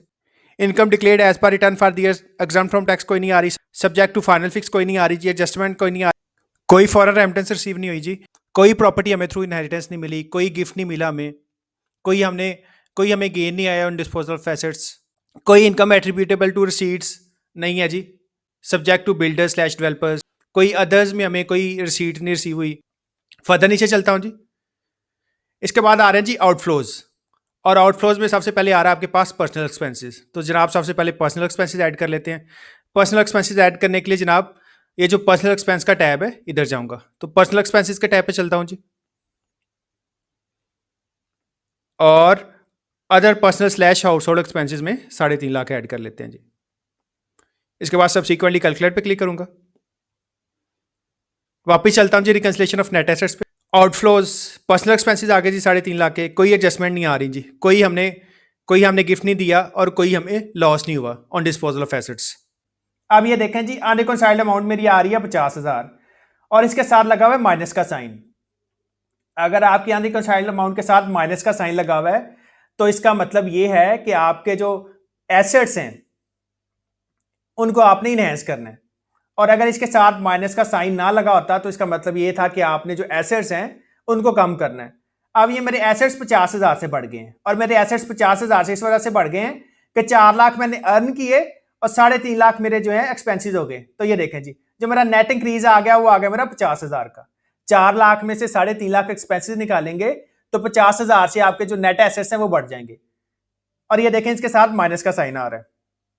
अब इसका मतलब ये है कि 50,000 से मैंने अपने एसेट्स को इनहेंस करना है, और जब भी आपकी कोई अनरिकंसाइल्ड अमाउंट बच रही होगी एंड पे, आपने उस अमाउंट को जनाब टैली करना है कैश इन हैंड के साथ।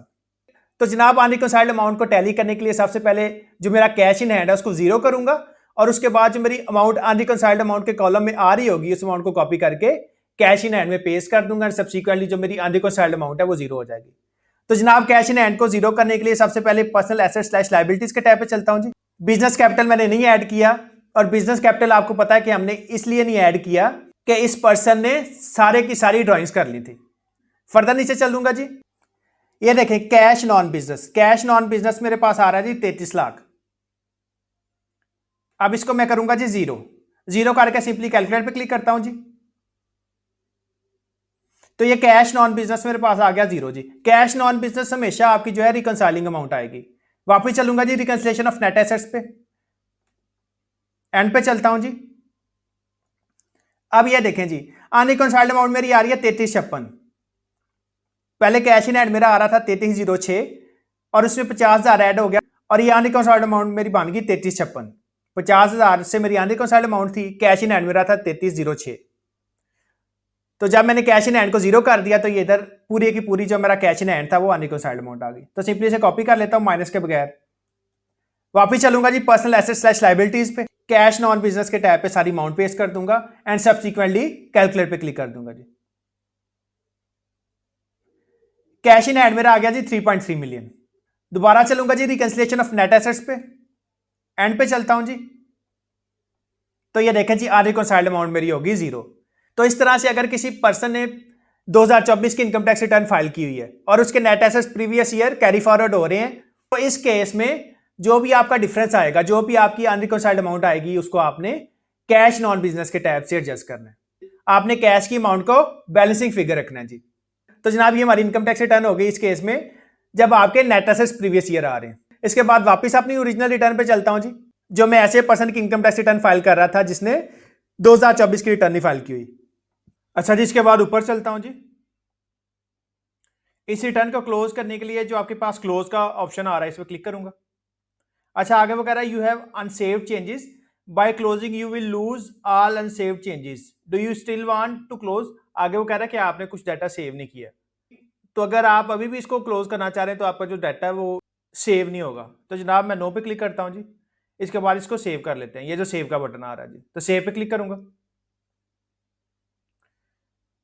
Changes save successfully. अब जनाब सिंपली क्लोज पे क्लिक कर देता हूं जी। तो जनाब इसके बाद पहले वाले बंदे की इनकम टैक्स रिटर्न खोल लेते हैं जी, जो first time income tax return file कर रहा था और उस पर्सन की हमने वेल्थ स्टेटमेंट रिकॉन्साइल की थी। तो जनाब इसे क्लोज कर लेता हूं जी। तो जनाब वापस मैं ऐसे बंदे के पोर्टल पे आ गया जिसकी हम first time income tax return file कर रहे थे, और इस पर्सन की रिटर्न ड्राफ्ट में पड़ी हुई है, क्योंकि हमने इस पर्सन का पोर्टल क्लोज कर दिया था और ऐसे बंदे का हमने पोर्टल खोल लिया था जिसने 2024 की रिटर्न फाइल की हुई थी। तो जनाब ड्राफ्ट पे क्लिक करूंगा, फर्दर नीचे चलता हूं जी, कैंसिल पे क्लिक कर लेता हूं।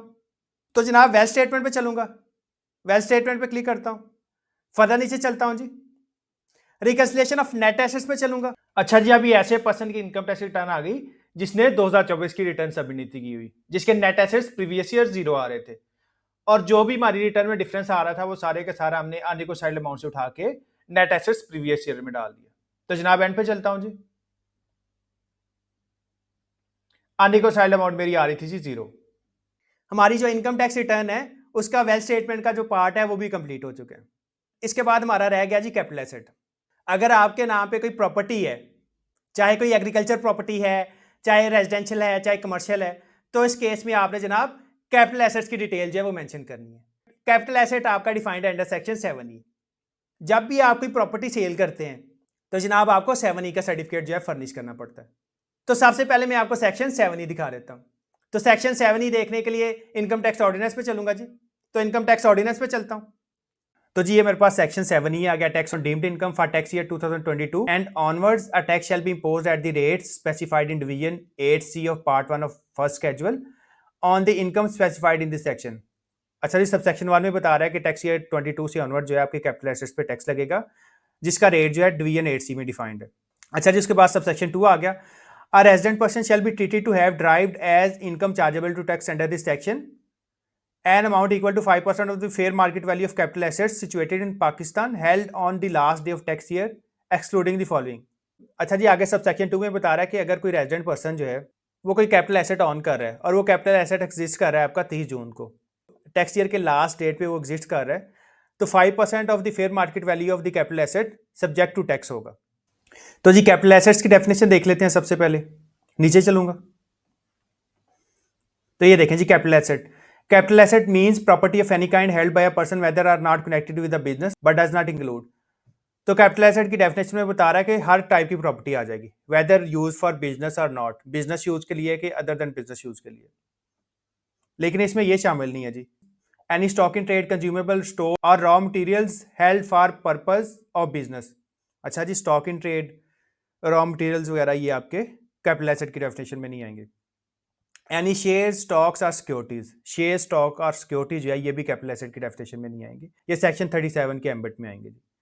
Any property with respect to which the property is entitled to a depreciation deduction under section 22 और अमोर्टाइजेशन डिडक्शन अंडर सेक्शन 24। अच्छा जी, अगर कोई बिजनेस एसेट है तो आपको पता है उस पर डेप्रिसिएशन चार्ज होती है, या आपके पास कोई इंटेंजिबल एसेट है और वो बिजनेस में यूज हो रहा है तो उस पर अमोर्टाइजेशन चार्ज होगी। तो ऐसा एसेट जिस पे डेप्रिसिएशन या अमोर्टाइजेशन चार्ज हो रही है तो वो भी कैपिटल एसेट की डेफिनेशन में नहीं आएगा। Any movable asset not mentioned in clause 1, 2 और 3। इसके अलावा मूवेबल एसेट्स जो ऊपर वाली क्लॉजेज में शामिल नहीं है। मूवेबल एसेट्स में सबसे बड़ी डेफिनेशन आपकी व्हीकल आ जाएगी। अगर आपके पास कोई कार है तो वो कैपिटल एसेट की डेफिनेशन में नहीं आएगी। तो कैपिटल एसेट की डेफिनेशन में प्योरली आपकी प्रॉपर्टी आएगी जी। तो ऊपर चलता हूं जी, तो सब सेक्शन 1 हमें इंप्लीमेंटेशन का बता रहा है कि 2022 से ऑनवर्ड जो है 7E लगेगा, और इसके जो रेट्स हैं डिवीजन 8C में डिफाइंड है। रेट मैंने आपको बता दिया कि 20% है। सबसेक्शन 2 में बता रहा है कि सिर्फ रेजिडेंट इंडिविजुअल्स जो हैं उन पे 7 ही लगेगा, और रेजिडेंट इंडिविजुअल्स की ऐसी प्रॉपर्टी पे लगेगा जो 30 जून पे एग्जिस्ट कर रही हैं, और उन प्रॉपर्टी की फेयर मार्केट वैल्यू का 5% जो है सब्जेक्ट टू टैक्स होगा, यानी कि 5% multiply by 20%, 1% of fair market value जो है वहाँ पे टैक्स लगेगा। लेकिन ये नीचे कुछ उसकी एक्सक्लूजन है जी। One capital asset owned by the resident person, अगर आप सिर्फ एक एसेट ऑन कर रहे हैं, आपके पास सिर्फ एक घर है या एक प्लॉट है, तो उस सूरत पे आप पे 7E का टैक्स नहीं लगेगा। Self owned business premises from where the business is carried out by the person appearing on the active tax payers list at any time during the year. अच्छा जी, अगर आपके पास सेल्फ ऑन बिजनेस प्रेमिसेस है, आपके पास property है, industrial property है या कमर्शियल प्रॉपर्टी है जहां पे आप बिजनेस अंडरटेक कर रहे हैं और आपका नाम एटीएल में आ रहा है, तो उस केस में भी 7E नहीं लगेगा उस प्रॉपर्टी पे। Self owned agriculture land where agriculture activity is carried out by person excluding farmhouse and land annexed thereto। अच्छा जी, अगर आपके पास एग्रीकल्चर लैंड है और आप उस पर एग्रीकल्चर एक्टिविटीज कर रहे हैं, आप अनाज उगा रहे हैं उस पर, तो फिर भी आप पे 7E नहीं लगेगा। लेकिन अगर उस लैंड पे कोई फार्म हाउस एग्जिस्ट कर रहा है तो उस केस में आप पे 7E लगेगा, जो फार्म हाउस है जी उधर। Capital asset allotted to a शहीद आर डिपेंडेंट्स ऑफ अ शहीद belonging to Pakistan arm forces. अच्छा जी, अगर किसी शहीद या उसके डिपेंडेंट्स को, कोई ऐसा शहीद जो पाकिस्तान आर्म फोर्सेज की ड्यूटी के दौरान शहीद हो गया, उसके डिपेंडेंट्स को या उसको कोई प्लॉट अलॉट कर दिया तो उस पर भी 7E नहीं लगेगा। A person or dependents of the person who dies while in the service of Pakistan arm forces or federal or provincial government. अच्छा जी, अगर कोई पर्सन जो है वो फेडरल गवर्नमेंट या प्रोविंशियल गवर्नमेंट या आर्म फोर्सेज की सर्विसेज के दौरान उसकी डेथ हो गई है, तो अगर उस पर्सन को प्लॉट मिलता है या उसके डिपेंडेंट्स को, डिपेंडेंट्स से मुराद माँ बाप, बहन भाई, बीवी बच्चे, तो उन पे भी 7E नहीं लगेगा। A war wounded person while in service of Pakistan armed forces or federal or provincial government। अच्छा जी, अगर कोई गाजी है, वार वॉन्डेड पर्सन से मुराद कोई गाजी है जो जंग में जख्मी हुआ है during the service of federal government, provincial government या आर्म फोर्सेज, तो अगर उसको भी कोई प्लॉट अलॉट होता है तो उस पर भी 7E नहीं लगेगा। An ex serviceman and serving personnel of arm forces or ex employees or serving personnel of federal and provincial governments being original allottees of the capital assets duly certified by the allotment authority.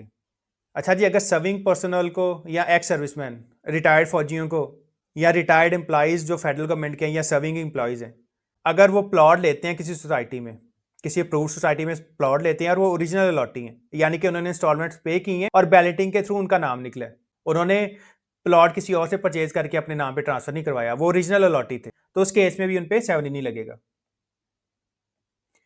Any property from which income is chargeable to tax under the ordinance and tax leviable is paid thereon। अच्छा जी, अगर आपकी कोई property subject to tax है under this ordinance, अब suppose कर लें आपने कोई प्रॉपर्टी रेंट पे दी हुई है, तो उस पर तो ऑलरेडी टैक्स चार्ज हो रहा है अंडर दिस सेक्शन, तो ऐसी प्रॉपर्टी जो रेंटल प्रॉपर्टी है उस पर भी 7E चार्ज नहीं होगा।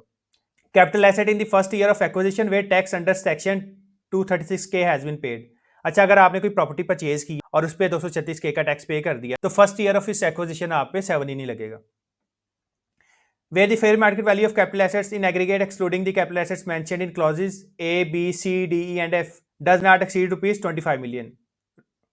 अच्छा जी, अगर आपके जो एग्रीगेट एसेट्स हैं अदर देन जो ऊपर डिफाइंड है A, B, C, D, E, F clauses तक, इनके अलावा जो भी आपके पास एसेट्स हैं, अगर उनकी वैल्यू 25 मिलियन यानी कि 2.5 करोड़ से कम है, तो फिर भी आप पे 7E नहीं इंप्लीमेंट होगा। अच्छा जी, क्लॉज एच आ गई, कैपिटल एसेट्स ऑन बाय या प्रोविंशियल गवर्नमेंट आ रहा लोकल गवर्नमेंट।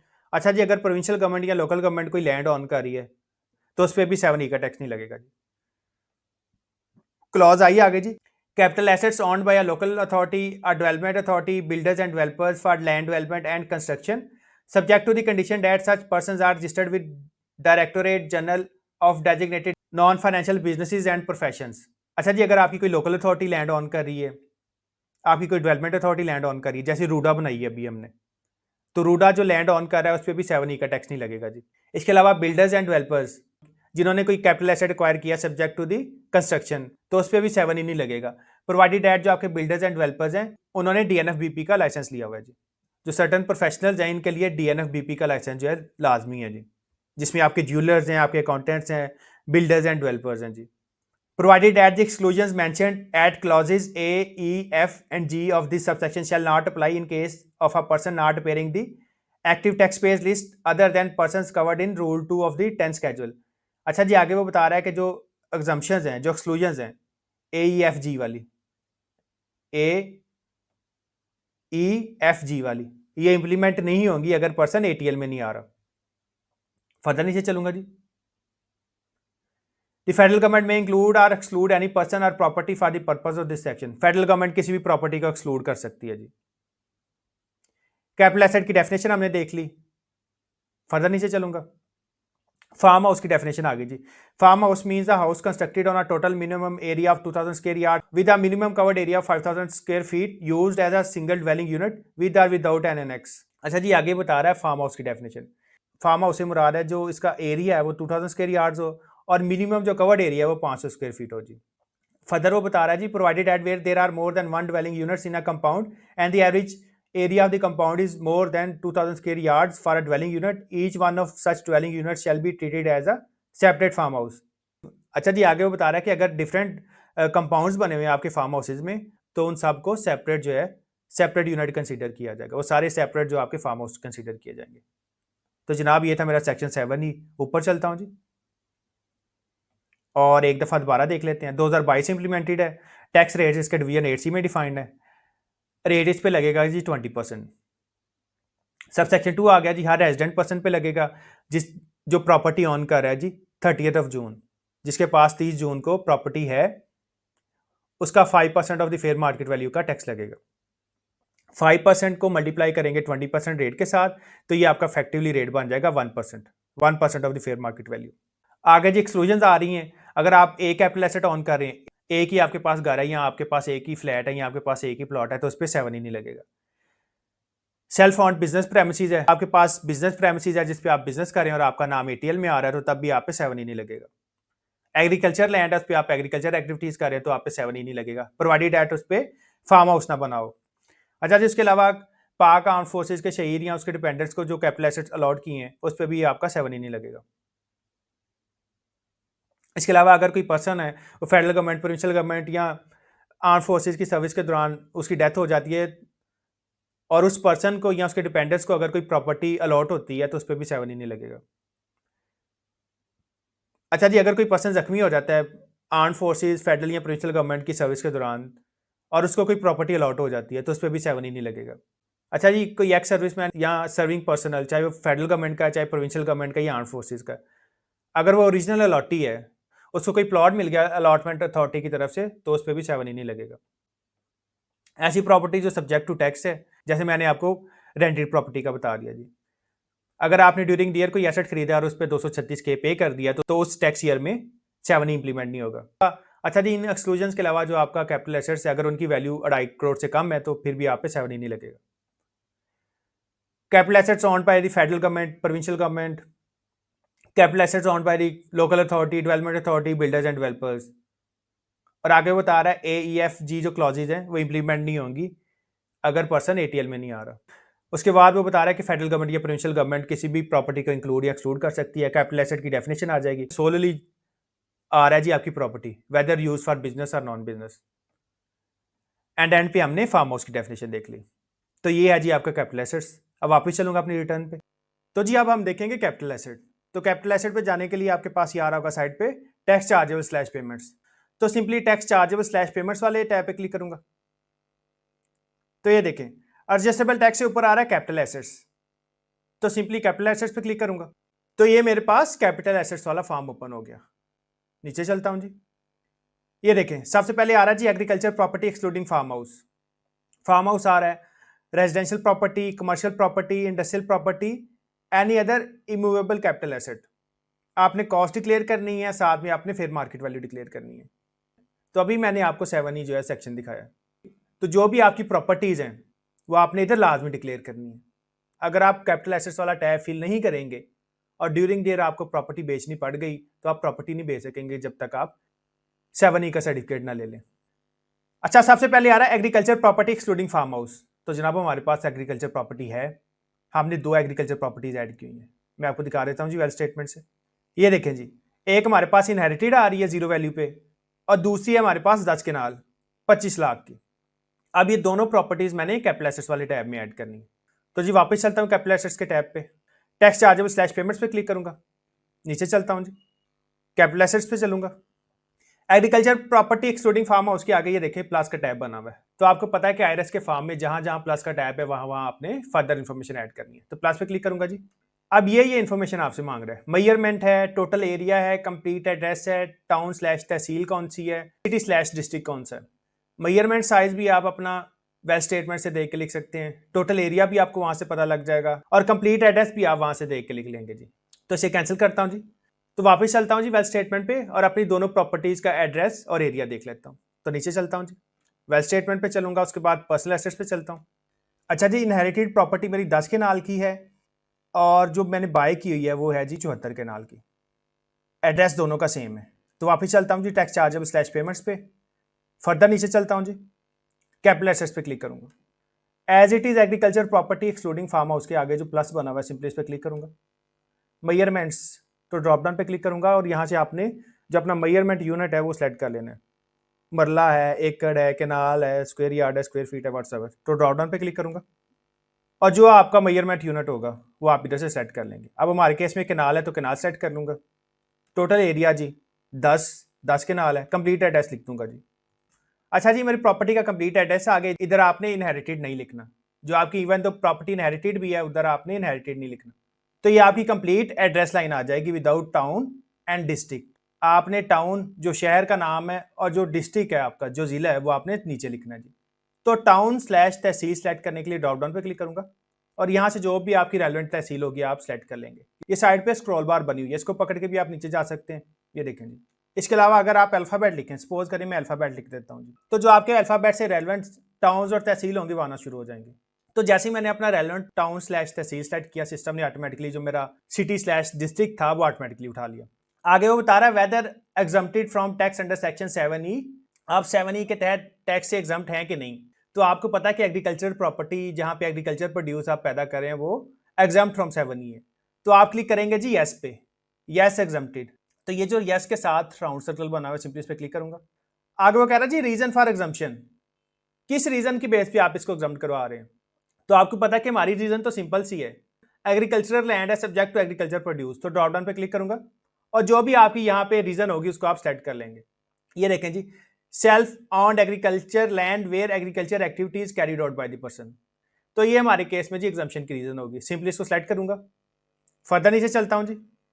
अच्छा जी, उसके बाद वो कह रहा है ऐड अटैचमेंट, आपकी जो प्रॉपर्टी आप इसकी पिक्चर्स भी अटैच कर सकते हैं, आप पीडीएफ की फाइल अटैच कर सकते हैं जी इधर। तो मैं नहीं कर रहा जी। उसके बाद कह रहा है इज दिस प्रॉपर्टी कंस्ट्रक्टेड, तो जी नो करेंगे, एग्रीकल्चर लैंड तो नहीं ना कंस्ट्रक्टेड होगी, आपकी एग्रीकल्चर फील्ड जो है वो तो ओपन लैंड होगी ना। अच्छा, उसके बाद आ रहा है जी एफबीआर प्रॉपर्टी वैल्यूएशन एक्सेल। अब देखें फेयर मार्केट वैल्यू, अगर तो आप किसी गांव वगैरह में या फार फ्लंग एरियाज में रह रहे हैं फिर तो आपने डीसी रेट लगा लेना है। डीसी रेट आपको अपनी तहसील से पता लग जाएगा।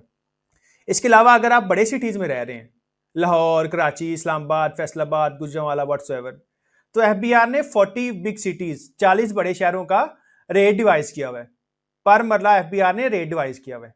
तो अगर आप बड़े शहरों में रह रहे हैं तो आपने एफबीआर का वैल्यूएशन लगाना है जी। जो आपने फेयर मार्केट वैल्यू कंप्यूट करनी है अपनी प्रॉपर्टी की वो आपने एफबीआर के वैल्यूएशन टेबल से करनी है।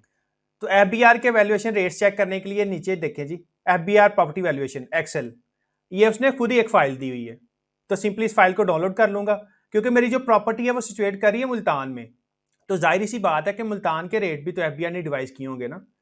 तो ये जो मेरे पास आ रहा है एफबीआर प्रॉपर्टी वैल्यूएशन एक्सेल, तो सिंपली इस पर क्लिक करूंगा। तो ये देखें जी वैल्यूएशन ऑफ प्रॉपर्टी लिंक्स, तो सिंपली इस पर क्लिक करता हूं जी, अनेबल कर लूंगा। तो ये देखें जी, ये 40 सिटी के मेरे पास रेट्स आ गए। अब जिस भी सिटी पे क्लिक करूंगा ये मुझे उस सिटी के रेलेवेंट एसआरओ पे ले जाएगा जी। अच्छा जी, वापस चलता हूँ आईआरएस पे। सबसे पहले इसको सबमिट कर लेते हैं जी। अब इसकी कॉस्ट स्लैश डिक्लेयर्ड वैल्यू 0 थी, आपको पता है कि इनहेरिटेड प्रॉपर्टी थी। फेयर मार्केट वैल्यू जनाब मैं देखूंगा अपने टेबल से, तो टेबल पे चलता हूँ जी। हमारा सिटी है मुल्तान, तो कंट्रोल एफ करूंगा, इधर से मुल्तान सेलेक्ट कर लेता हूँ जी। ये मुल्तान आ गया। इसके बाद सिंपली इस लिंक पे क्लिक करूंगा, तो ये देखें जी एसआरओ आ गया, revision of value of immovable properties of Multan. SRO number है जी 1267, डेटेड है जी 2022, डेट आ गई 8/1/2022। नीचे कह रहा है डाउनलोड, तो सिंपली डाउनलोड पे क्लिक करके इसको पीडीएफ में डाउनलोड कर लूंगा जी। डाउनलोड पे क्लिक करता हूं। अब ये देखें जी एसआरओ 1267। अच्छा जी, ये नीचे रेट्स डिफाइन है, सीरियल आ रहा है, डिस्ट्रिक्ट आ रहा है, तहसील आ रही है जी, टाउन आ रहा होगा, रेवेन्यू सर्कल आ रहा होगा, प्रॉपर्टी एरिया आ रहा होगा, क्लासिफिकेशन आ रही होगी, लोकेशन आ रही होगी, ऑन रोड है, ऑफ रोड है, मतलब कि रोड के ऊपर है कि रोड के पीछे है, स्क्वायर नंबर, किला नंबर, खसरा नंबर, और ये आपका यूनिट ऑफ मैयर आ रहा है जी मरला में। जो आपकी कमर्शियल और रेजिडेंशियल लैंड होगी उसका यूनिट ऑफ मैयर इन्होंने मरला दिया होगा और मरला में इसकी वैल्यू आ रही होगी। इसके अलावा जो कमर्शियल है उसका भी मरला दिया होगा, और जो आपकी एग्रीकल्चर लैंड है जनाब उसकी वैल्यू जो है पर एकड़ आ रही होगी। मैं आपको दिखा भी देता हूँ।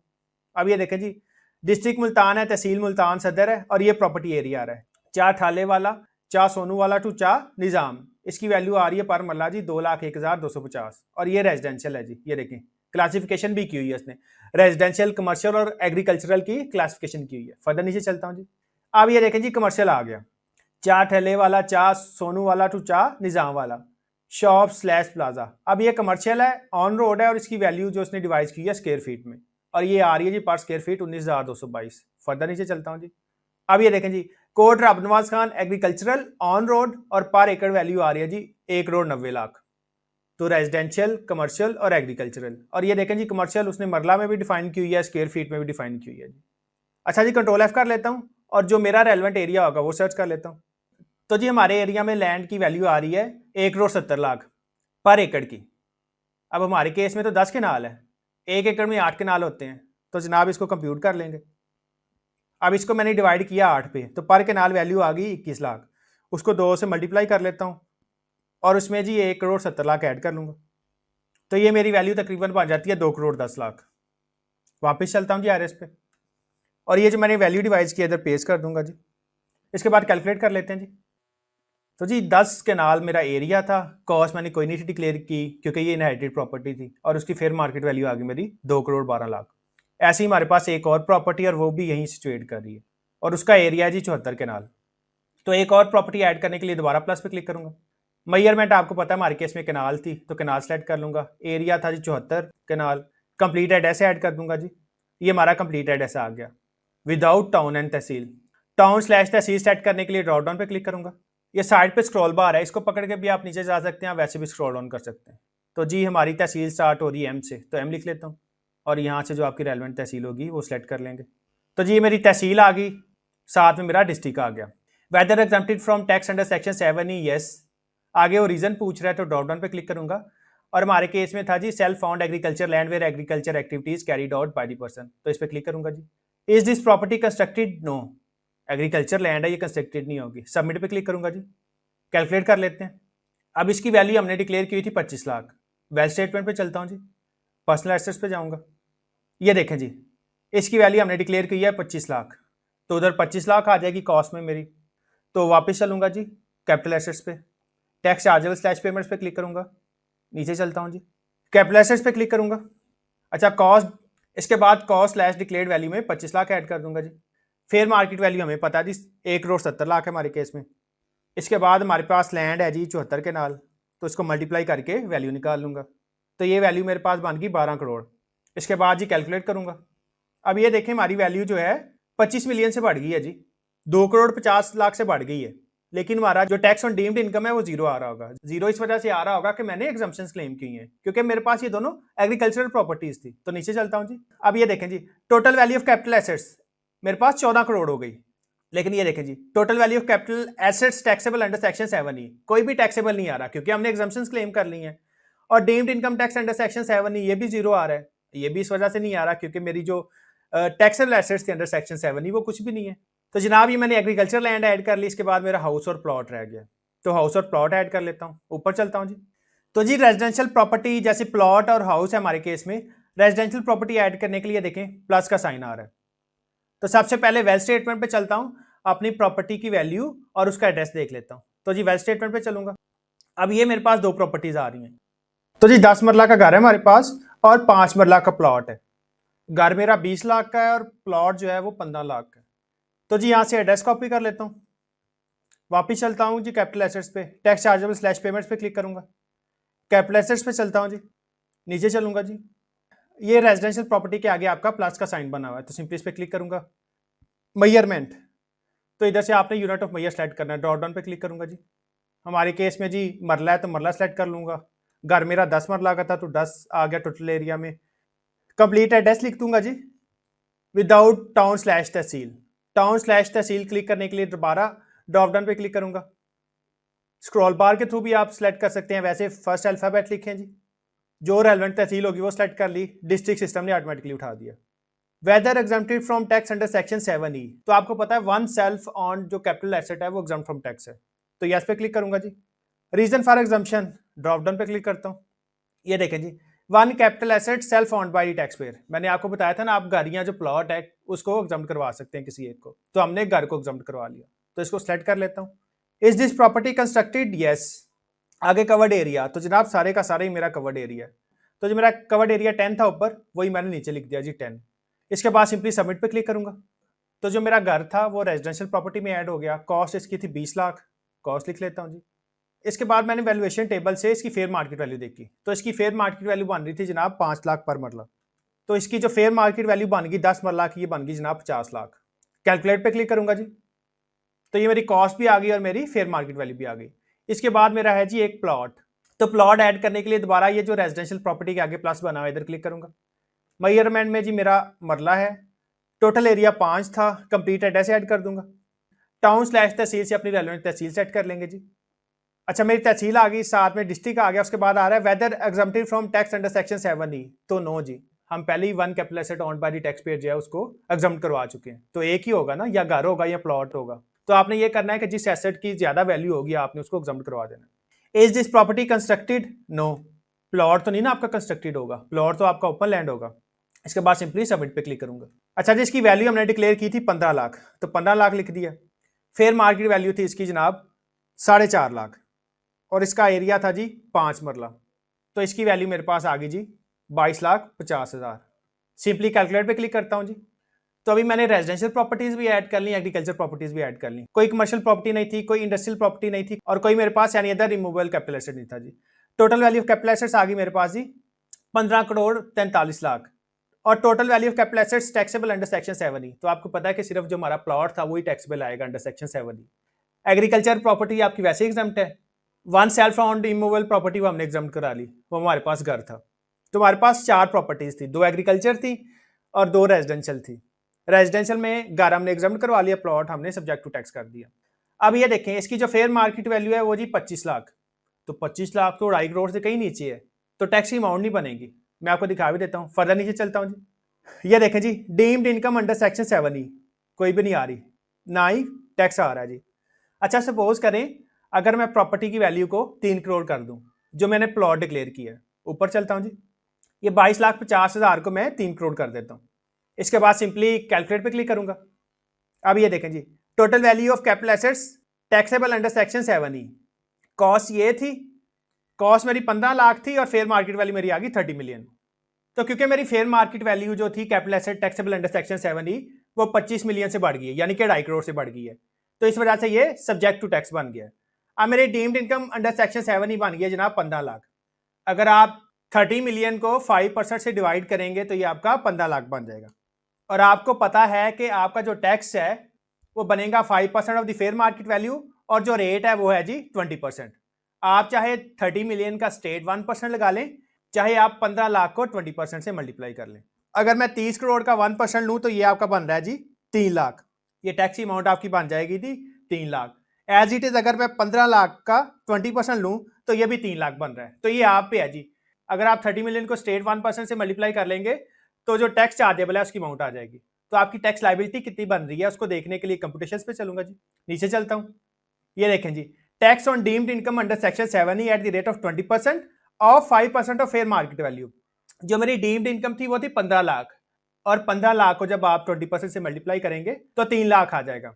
एज इट इज अगर आप 30 मिलियन को 1% से मल्टीप्लाई करेंगे तब भी 3 लाख आ जाएगा। फर्दर नीचे चलता हूं जी, एडमिटेड इनकम टैक्स, और यही आपकी 3 लाख की लाइबिलिटी आ जाएगी। अगर आपकी लाइबिलिटी आ रही है तो सिंपली आप प्रीपेयर PSID पे क्लिक करेंगे, उसके बाद प्रिंट PSID करेंगे, इसको डिपॉजिट करवा देंगे। तो क्योंकि हमारे केस में कैपिटल एसेट्स की वैल्यू कम है तो वापस चलूंगा कैपिटल एसेट्स पे।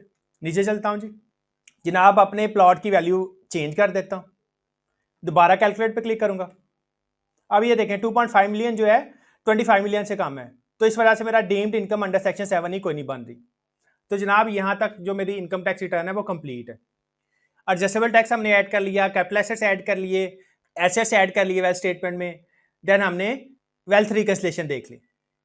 अब इसके बाद इसको कैलकुलेट कर लेते हैं जी। अब इसके बाद हम चलेंगे जी एट्रीब्यूट पे, तो एट्रीब्यूट पे चलता हूं। अच्छा जी, उसके बाद एट्रीब्यूट पे जाके आपने अपना बिजनेस सेक्टर सेलेक्ट करना है। आप एक बिजनेस सेक्टर भी सेलेक्ट कर सकते हैं, इसके अलावा आप मैक्सिमम 5 जो बिजनेस सेक्टर्स हैं उनको सेलेक्ट कर सकते हैं। तो जनाब बिजनेस सेक्टर सेलेक्ट करने के लिए ये देखें जी, बिजनेस सेक्टर 1 के नीचे आ रहा है जी सिलेक्ट ऑप्शन और उसके साथ ड्रॉप डाउन बना हुआ है। तो सिंपली ड्रॉप डाउन पे क्लिक करूंगा जी। इसके बाद हमारे केस में है जी ट्रेडर। तो ये साइड पे स्क्रॉल बार बना हुआ है, इसको पकड़ के भी आप नीचे जा सकते हैं, आप वैसे भी स्क्रॉल डाउन कर सकते हैं। तो ये देखें जी trader, trader hospitality, financial services. तो हमारे केस में जी ट्रेडर अदर्स, क्योंकि ये किसी भी ट्रेडर की कैटेगरी में नहीं आ रहा। तो जनाब अदर सेलेक्ट कर लूंगा जी, सेव कर लेता हूं इसको, फर्दर नीचे चलता हूं जी। इसके बाद हमारा कंसर्न है जी रेजिडेंट स्टेटस के साथ, क्योंकि जिस पर्सन की मैं इनकम टैक्स रिटर्न फाइल कर रहा हूं ये पाकिस्तान में 183 दिन या इससे ज्यादा मौजूद रहा है। तो सिंपली ड्रॉप डाउन पे क्लिक करूंगा और इधर से रेजिडेंट सेलेक्ट कर लूंगा जी। अगेन ऊपर चलता हूं और इसको सेव कर लूंगा। अच्छा जी, इसके बाद जो हमारे अकाउंट्स है, प्रॉफिट एंड लॉस अकाउंट था और बैलेंस शीट थी, उनको हमने अटैच करना है पीडीएफ फॉर्म में। तो जनाब अटैचमेंट पे चलूंगा, ये आपके पास आ रहा है जी manufacturing and trading slash profit and loss account statements. तो जनाब ऐड फाइल पे क्लिक करूंगा और जो आपके अकाउंट्स होंगे जनाब उनको आप सेलेक्ट कर लेंगे। आप डबल क्लिक करके भी सेलेक्ट कर सकते हैं, इसके अलावा आप सिंगल क्लिक करके जैसे ही ओपन पे क्लिक करेंगे तो ये आपकी फाइल जो है ये अपलोड हो जाएगी। सेव कर लेता हूं जी इसे। इसके बाद सिंपली सबमिट पे क्लिक करूंगा। आगे वो कह रहा है your task has been logged for review, kindly verify and submit. आई आगे टैक्स पेयर का नेम आ जाएगा, सीएनएससी नंबर आ जाएगा, as self slash member of association of person slash representative as defined in section 172 of the income tax ordinance 2001 of the tax payer named above, do solemnly declare that to the best of my knowledge and belief the information given in this return slash statement is correct and complete in accordance with the provisions of the income tax ordinance 2001 and income tax rules 2002। अच्छा जी, आगे जो tax payer है उसका name आ जाएगा, उसका सीएनएससी आ जाएगा। या अगर आप एओपी की रिटर्न कर रहे हैं, जो आपकी एसोसिएशन ऑफ पर्सन है या जिसको फर्म कहते हैं, उसके किसी रिप्रेजेंटेटिव या उसके किसी मेंबर का नेम सीएनएससी आ जाएगा। या आप किसी रिप्रेजेंटेटिव से रिटर्न सबमिट करवा रहे हैं, कोई टैक्स कंसल्टेंट है, कोई आपका लॉयर है, कोई कज़न है, व्हाट्सएवर, तो उसका नेम या उसका सीएनएससी आ जाएगा। इधर आपका नेम और आपका सीएनएससी भी रहेगा तो कोई मसला नहीं। तो जी आप अंडरटेक कर रहे हैं कि जो भी आपने इन्फॉर्मेशन प्रोवाइड की है वो ट्रू एंड फेयर है और वो in accordance with the provisions of income tax ordinance and income tax rules है। इसके बाद वो कह रहा है जी एंटर 4 डिजिट्स पिन। तो आपने अपना 4 डिजिट्स का पिन ऐड कर देना है। जब आपने एंटिन बनाया होगा आपको ईमेल पे एफबीआर की तरफ से पासवर्ड और पिन रिसीव हुआ होगा, तो आपने 4 डिजिट्स का पिन इधर लगा देना जी। तो 4 डिजिट्स का पिन लगा देता हूँ इधर। अच्छा जी, इसके बाद सिंपली सबमिट पे क्लिक करूंगा। तो सबमिट पे क्लिक करता हूँ जी। तो जैसे ही आपकी रिटर्न सबमिट हो जाएगी ये आपको वापस आईआरएस के डैशबोर्ड पे ले जाएगा। आपकी रिटर्न जो है ड्राफ्ट से निकल के कंप्लीट टास्क पे चली जाएगी। अपनी रिटर्न को देखने के लिए आप कंप्लीट टास्क पे जाएंगे। तो कंप्लीटेड टास्क में आपके पास 3 डैशबोर्ड आ रहे होंगे, रजिस्ट्रेशन, डेक्लेरेशन और ऑडिट असेसमेंट। हमारा कंसर्न होगा जी डेक्लेरेशन के साथ, तो डेक्लेरेशन पे क्लिक करूंगा। फर्दर नीचे चलता हूँ जी, नेम आ जाएगा, सीएनएससी आ जाएगा एज इट इज जैसे आपका ड्राफ्ट में आ रहा होगा, पीरियड आ रहा होगा और आगे एक्शन का बटन आ रहा होगा। पहले इधर आपका पेंसिल और डिलीट का बटन आ रहा था जब आपकी रिटर्न ड्राफ्ट में थी। अब इधर आ रहा है एक्शन में सिर्फ व्यू का बटन। जैसे ही आप इस व्यू के बटन पे क्लिक करेंगे तो ये आपकी जो रिटर्न है वो प्रिंटेबल फॉर्म में आ जाएगी। तो व्यू पे क्लिक करता हूँ, ये आपकी रिटर्न ओपन हो जाएगी और ये सिंपली ऊपर आपके पास प्रिंट का ऑप्शन आ रहा होगा। जैसे ही आप प्रिंट पे क्लिक करेंगे आपके पास पीडीएफ में फाइल जो है डाउनलोड हो जाएगी।